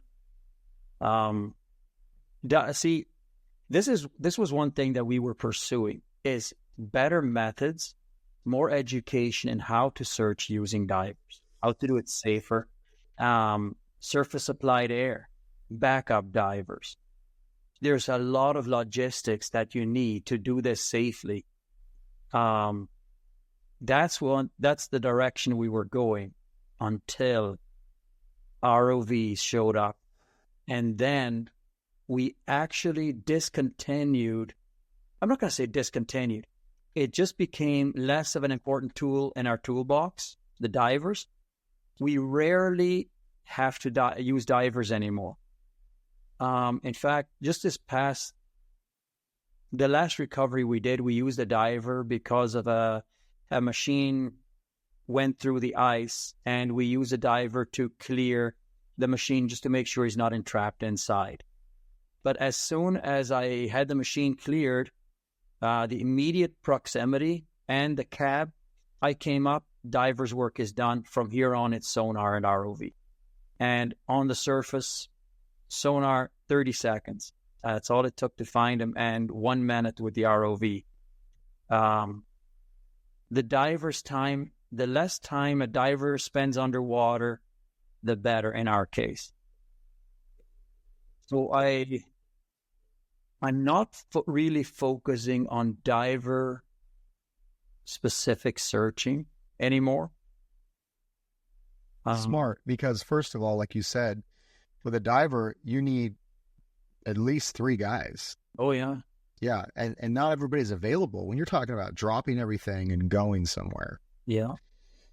And it's a risk. It's a risk. We do everything with it. Everything that we do is a calculated risk. There's risk involved, but for me as a diver, I always need 1 or 2 ways out before I go into a situation. I've already, in my brain, in my head, I've gone through all the scenarios I can think of that can possibly go wrong, and even the ones that can go right. So I'm prepared as much as possible. But there's always unforeseen things that can happen. And I tell you, I feel much safer on the surface operating an ROV. Yeah, so along those lines, like what we do at work, and I encourage everybody to do this, and I spoke about this on other podcasts, is our emergency procedures, our EPs. So you should have, even on your boat, you should have written up and laminated your emergency procedures if someone gets medically hurt, if a lost diver, right? And then we would rehearse them quarterly. Mm-hmm. Like, okay, here's the situation, go. Just so that we're familiar with it and we're actually cognitively thinking about it. Yep. So that, like you said, we're not having to go, oh, I never thought about this or considered it at least. Yeah. Well, this diver gone. What are we going to do now? I can't see his bubbles. He went under the ice, and now the line was cut or something. He cut the wrong line. I don't know. So we don't have a tether to him, or he's entangled. The tether's entangled. You can't see anything. Yeah. We've had situations where the person, their tether got tangled, so they cut it, and they were going to come back up. Well, there's no viz, so he got stuck under nets. So they had to go underneath the nets. And, I would say, like, well, it depends. If you have, and I don't know about the ice, but like, if you just kick in one direction, eventually you're going to get out of there. So pick a direction and stick with it. Ice, a little different. Yeah. But, yeah, we have situations like that where we go over those and drill them and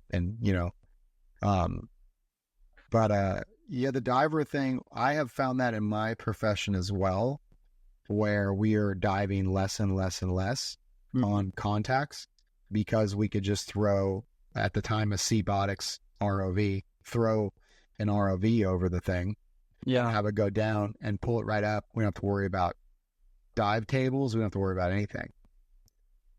Yeah, I see agencies still really, really not wanting to lose that diver-focused approach. Even with the advancement of technology with ROVs, I have seen agencies where they will find the body with the ROV but they will not do the recovery. They'll actually send divers down to do the whole thing. Have you talked to them about that? Why is that? I don't know. Sometimes it's optics. Sometimes, like I've seen, where the ROV could do the recovery, but there's multiple agencies involved, Sheriff's Department or RCMP, whoever law enforcement is, they want to get their guys involved too, where they will then use divers. Or the ROV will bring the body up just under the surface.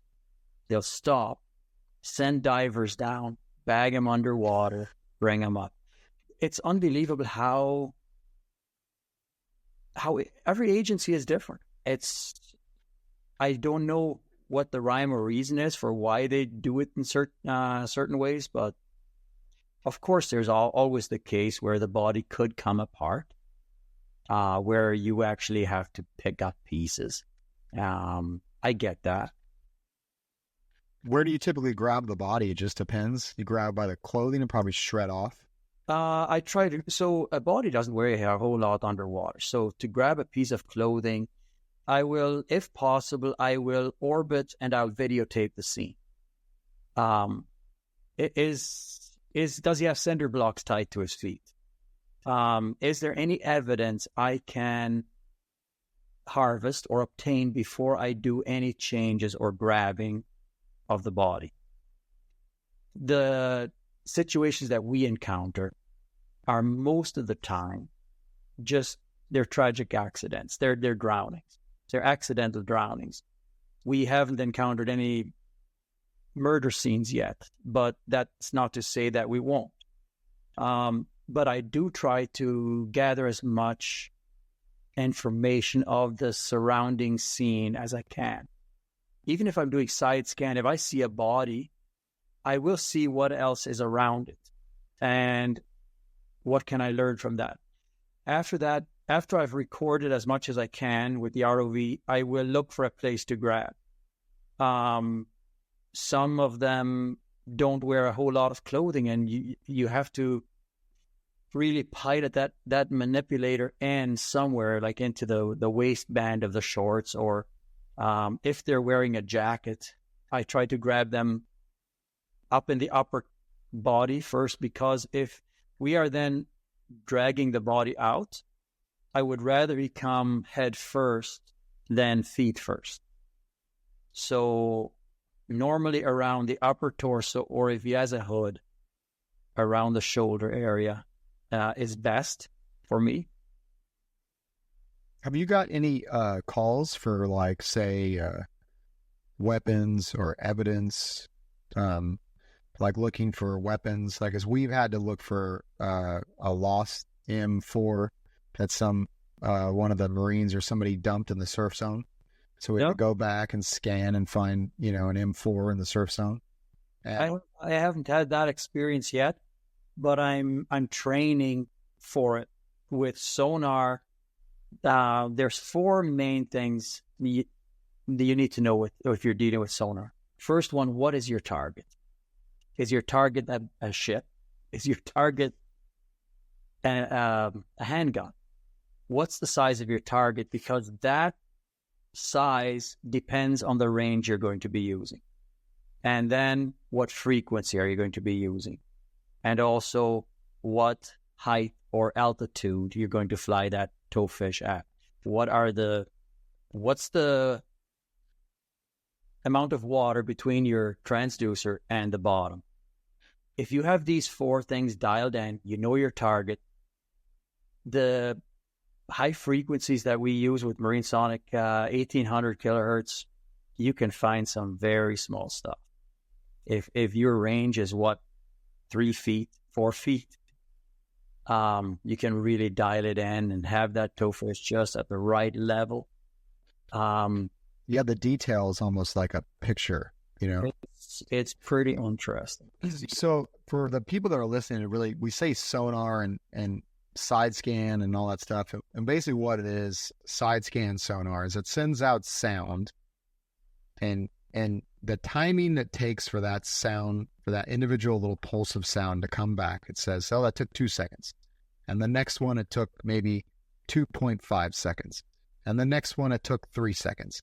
It will picture a shape knowing that, oh, it took longer to come back, so it's a little farther away.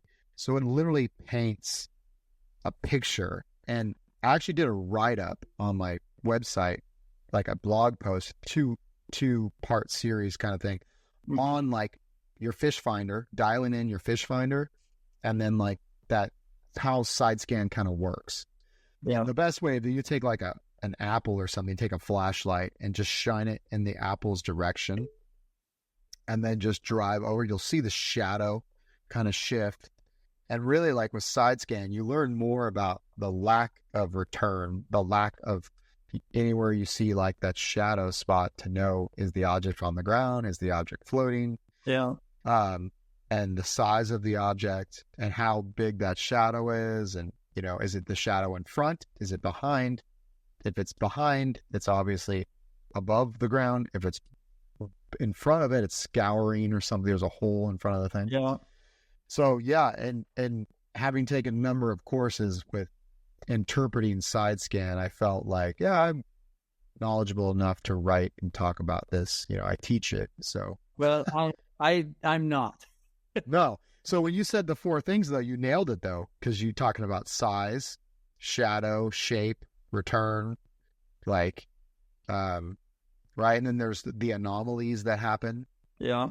Like hyperbola, flaring, any of these, anytime you have this ringing, anytime you have these metal objects and sound hitting these metal objects, the return that you get, like, the color is really the lightness of it will, and it depends how you tune it. It depends on the density of what you're hitting. So if you hit how much of that sound wave is being absorbed, right, spat back out. So with bodies, and I know this, like with bodies, especially with wetsuits, you'll almost get a negative, like you'll get an outline, but it would be like a negative outline because it's absorbing all that sound.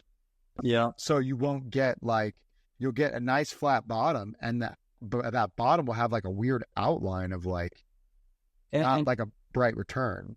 Yeah. And unless it's a dive belt. Bodies often will position in a certain way, which is a typical position. I have body images. You cannot physically see the body. The sonar, there's no body there. All you can see is a shadow. Right. Recognize that shadow was what got my attention. That's what Vince teaches, actually. Vince Capone, we talked about before with block laser learning. That's his whole thing. It's the shadow is what you learn from, because the body is absorbing all that sound, but that sound's still not penetrating that area. So it's not coming back. So you won't get like this return. You just get basically a shadow on the ground of lack of data, essentially. And it's thing with that, you kind of learn what things look like.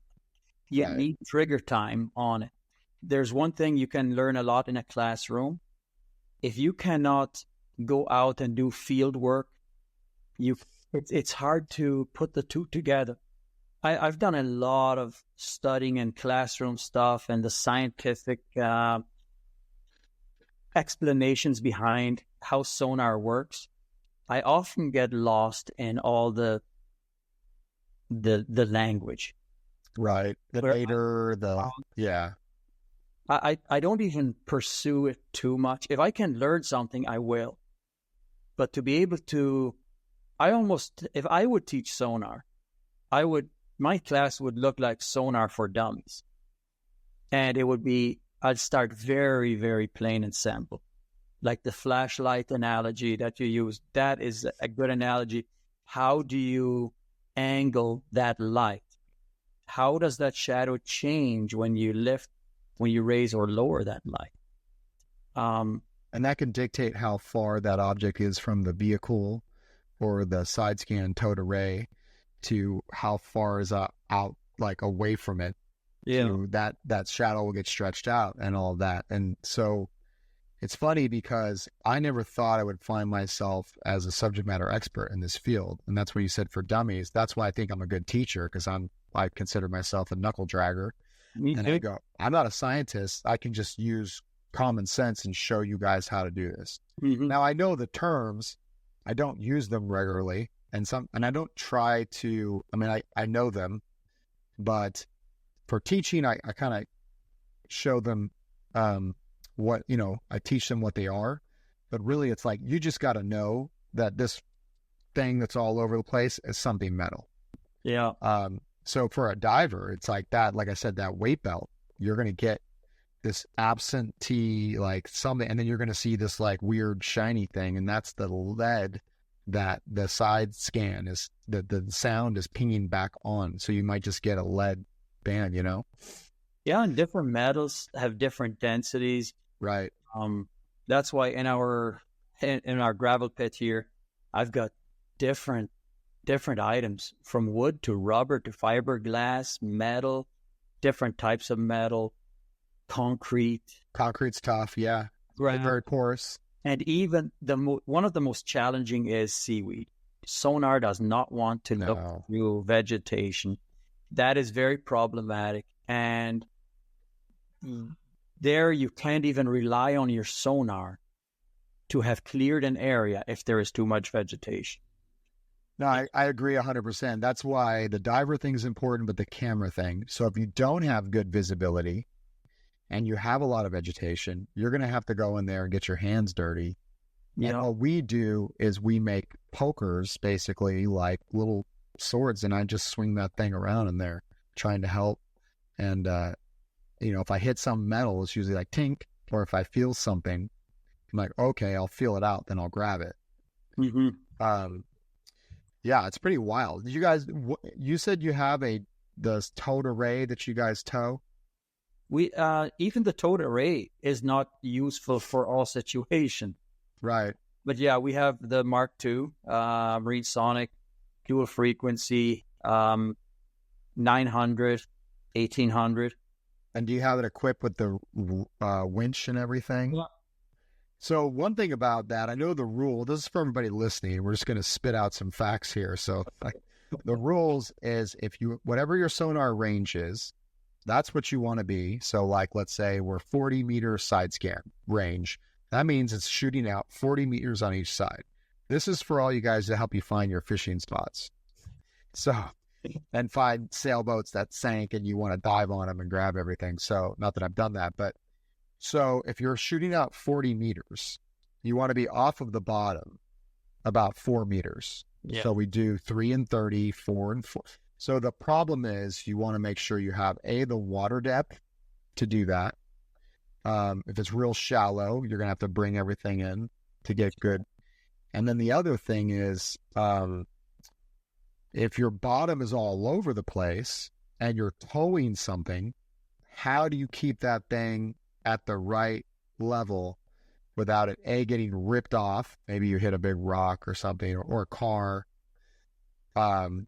which is why it's kind of nice to have an AUV, which is an autonomous underwater vehicle, or you hear me say UUV, an unmanned underwater vehicle, or uncrewed as it is now, but because they have all the sensors and they can sense and go like that, and then you can set different altitudes. But those are some of the strengths and weaknesses of using side scan, is my point, I guess, to all of this. Towed side scan, you're able to, if you're fortunate enough to have a winch system to be able to bring it up and down, because that towed array weighs 60 pounds, and it's from the hours and hours of struggling and hand bombing it up and down where you learn to appreciate your winch. With UUVs, you can set them to stay 3 meters altitude off the floor, but that if you have cliff walls, that UUV will not adjust as fast as you would possibly like it to. So you have to give it a little more forgiveness where it can more gradually adjust to the changing depths. So for me to know what the topography looks like, at least have a good idea of it, gives me a better idea on how to search. So for myself, when I'm using the towed array, my boat will have down imaging. So I know what's directly beneath my boat because the towed array will have a lot of layback depending on how deep the water is. For me, deep water would be 200 feet or more, but that would be considered shallow water in the ocean. That's pretty deep for us. We actually consider that deep. That's actually funny. 200 feet exactly is deep water. If we go shallow, we call it shallow water. You can imagine the amount of layback. That towfish is way behind your boat if you're working in 200 feet of water, because my range typically will be 60 feet. So if you have 60 feet starboard, 60 feet port, the entire thing is considered a swath. So the towfish would have to be 6 feet off the bottom then, if we're talking feet here. Now, in 200 feet of water, that towfish is way down and way behind your boat. So the challenges that we have encountered on multiple searches was the lakes that we were searching had standing trees where it was a flooded reservoir. Used to be a park, and now there's a dam downstream, and there are 100-foot tall trees in that lake. So if you're pulling your towfish and all of a sudden your boat starts pulling, or at least listing around, your towfish is hung up and you just start trying to winch it and it's not coming, and you have your expensive piece of equipment hung up on a tree 100 feet down, you start sweating bullets. So go ahead. For me to have that down imaging on my boat, to see that standing tree coming up, I can already prepare to bring up the towfish to sail over the tree. But what happens then is you are now too far from the bottom to get your bottom imaging correct. So I still need to be able to see through those branches. So what I like about the Marine Sonic system is I'm able to angle the transducers down 20 degrees. Normally I have them angled at 10 degrees, but I'm able to angle them down a little more so I can fly the towfish a little higher. But we also build in a lot of overlap because you will miss things. So I need to see things at least 3 times. So if my swath is 120 feet wide, 60 feet and 60 feet, I will only move over, when I turn my boat around, I'll only move over 50 feet so that I can see that nadir that I possibly missed, and that anomaly that I saw going this way, I want to see it coming that way. So that's the way I search. So my boat would move over 50 feet each time. Okay, so for the people that don't know, and we're talking, when I said nadir is the gap underneath the vehicle, because sound shoots out from the sides and it doesn't get directly underneath the vehicle. So now you have this area underneath the vehicle that's not covered. So you have to design your path so that it overlaps to cover that area. Yeah. And it's the same way with any fish finder. If you have side scan, it's the same way with anything. So for you guys that are combing areas looking for fish, number one, the biggest thing is you got to plan ahead. You got to drive right on that line, and you're going to go this way. And then you're going to plan, if you got 30 meters of side scan, you're going to plan 15 meter lane spacing, which means you're going to go over 15 meters. So you get an overlap. Yeah. And then we would call that, but like what Manny's saying is he wants to see 3 different looks at something, which is typically we'd get 2 looks, one in the sweet spot at least, and one somewhere else. The way we do it, I don't want to get into all the details of it. I know it's normal, I guess, but I mean, I don't want to give away too much of our stuff that we do, but you can do even leg spacing, uniform track spacing, or non-uniform. And there's a whole way to do that. And if anybody's ever interested in this stuff too, you can always, I don't know if everybody's interested as we are, but you can always message me and I'll spill the beans for you. Yeah. Everybody, I think people do it differently, but the premise stays the same. Right. Some people don't overlap as much. They have more confidence in themselves than I do. this is the way I do it because, and I've learned from mistakes. I've ranged out too far where the body is too small to recognize, and it's only after the fact, when the body had refloated, I was actually able to go back out and rescan that exact area and compare the two images. And when the body refloated, we were able to take the GPS coordinates for where the body surfaced. I was able to go back into the software, go back to that spot and see, was he there? I can't definitively say that it's a body, but there is an anomaly that matches the parameters of our target that is there before the body resurfaced, and the scan after the body was recovered is that anomaly is not there anymore, but all the surrounding rocks and other anomalies, they're all there. Yeah, what you did is called change detection in the mine area. You scan an area to make sure everything's good, so you have a baseline. And then if you see somebody throwing something off or something, you scan it again and see if something's there. Then you go and, dive on or deal with that area, that target, to see what it is. So it's one thing, it's just learning from, it's so funny you're doing all of this stuff and you're doing it very organically. And it's the same stuff that, we're doing with different stuff. But the other thing, like this stuff works with regular hummingbird fish finding sonar, side scan sonar specifically. Regular sonar fish finders look down, which is what you're talking about, the boat using to cover those trees.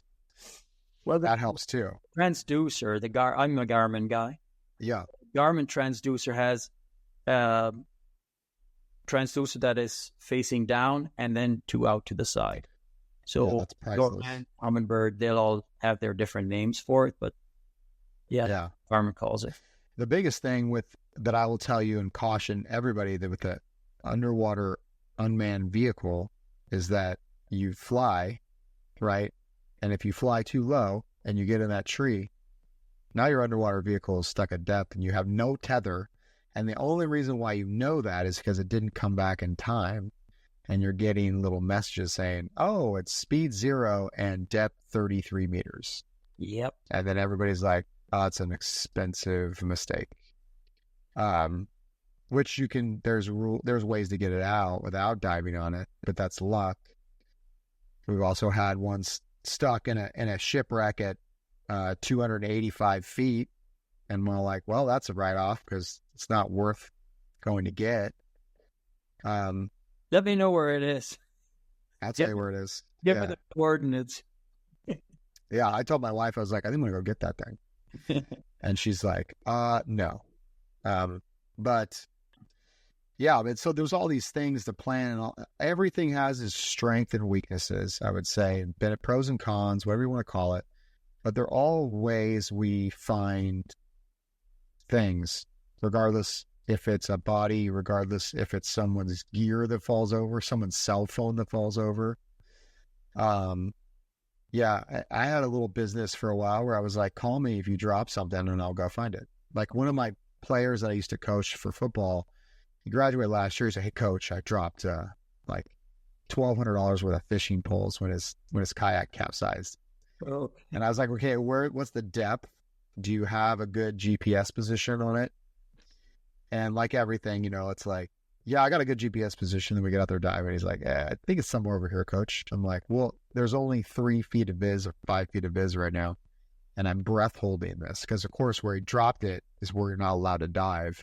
So I was like, all right, I got to be quick before the harbor police come over here and like ask us what we're doing.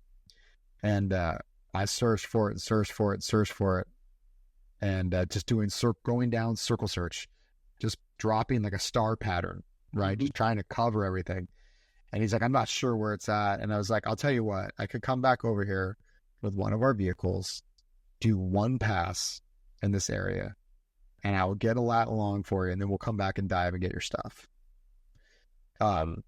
Still technically planning on doing that actually this week for work. I call it training.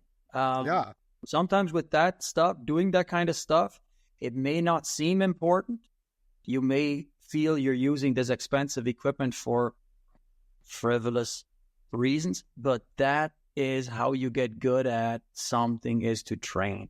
We call things training things all the time because I learned so much from these scenarios. Yeah, we have data sets.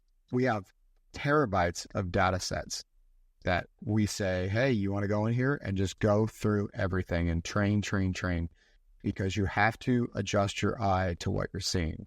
Yeah. We've even done it where we've dropped in like a calibration target going before we, like, when the vehicle starts, it's like, okay, this is what you're looking for. Because there's been times where we go through and we think we're calling stuff. Oh, that's it. That could possibly be it. That could possibly be it. And then you find it, like, unequivocally, you're like, oh, there it is. All those other objects before I called are just junk, you know?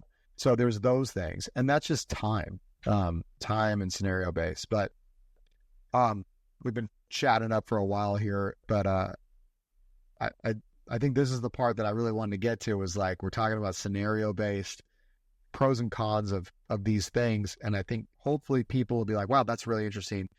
At least I know how to use this stuff. And the idea is, these are all tools.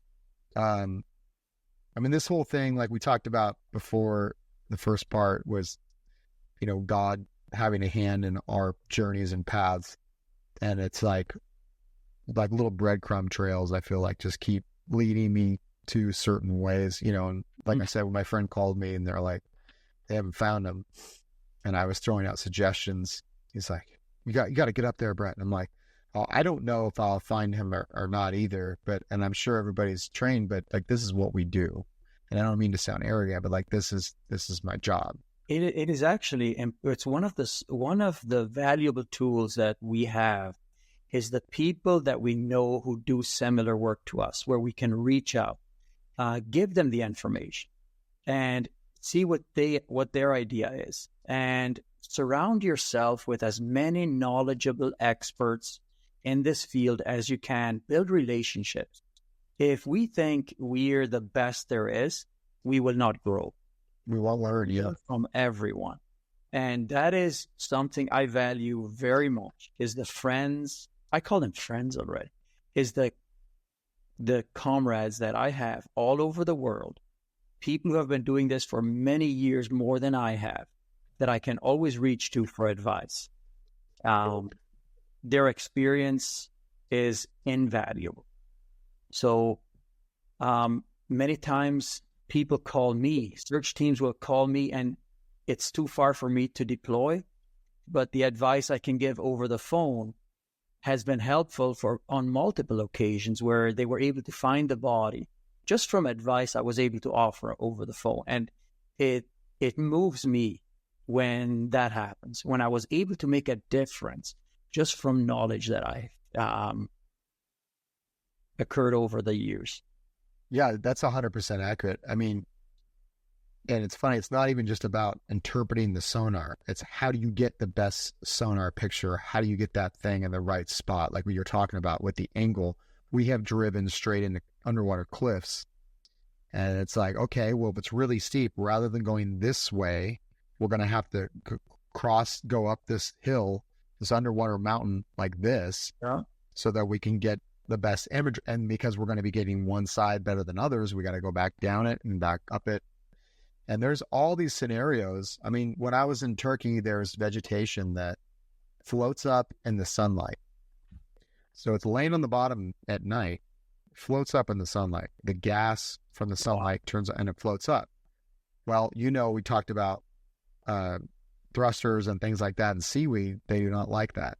Yep. So, and I was like, how did the vehicle get stopped? What happened? What happened with, you know, when you guys found it at night, what was it look like? I was just laying on the seafloor, and, you know, called a friend of mine, and he's like, yeah, so was it laying on a bed of stuff? I'm like, yeah. He's like, okay, so what that is this is what happens. Mm-hmm. And because he had been there and had that experience in that area. So everywhere I've gone has a unique underwater environment, and I've been blessed to see most of it diving. So I've seen it. And then now I can visualize it and then apply, okay, we're going to do something, how we're going to do it. And so it's funny, going back to the Sea Saber thing, with the little ROV being a fisherman, I go, that looks like a giant tuna lure.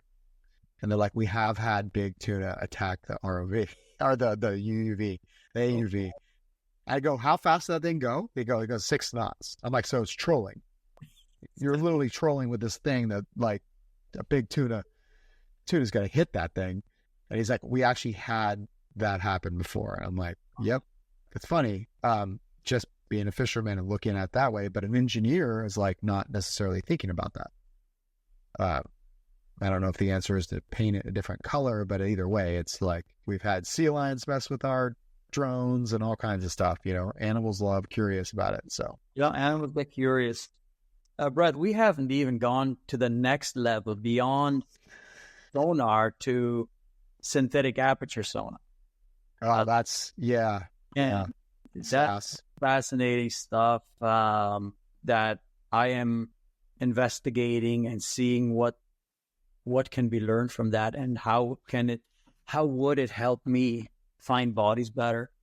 A lot of it too, though, with this stuff is diminishing returns. Like, so is it worth the time? Is it going to give you a picture so good, but it's going to take 45 minutes on one thing, but then, you know what I mean? Like, where it's like, I have 1800 kilohertz side scan. Now, synthetic aperture is totally different, but it's like, do I need 24 when I can tell at 18 what it is? Well, that's so true. These are the scenarios we play in our heads because timing is essential for finding things usually. The scenarios where I would find that technology beneficial is search areas that are 60 square miles. Like you're looking for a boat that went down sometime at night. There's 3 fishermen gone. The search area is so large that if we're doing with our little sonar, doing these 60-foot passes or 120-foot passes where you have a 2 mile by 2 mile search area, you can expand that. And with synthetic aperture, just bring that search area then becomes smaller. And I find it interesting to follow in the news Ocean Infinity, where they're out looking for that airplane again that went down, and they are using those big Hugin UUVs. 2500, yeah.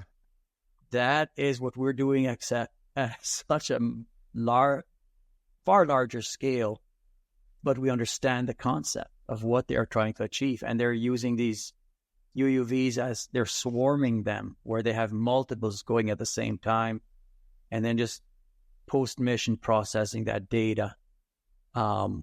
I love that. Massive amounts of data. And the joy or the excitement when they see something that really looks like what they're looking for, that's beyond exciting. Oh yeah. It's and it's changing the technology is changing so fast. It's just getting better and better. Yeah, it is.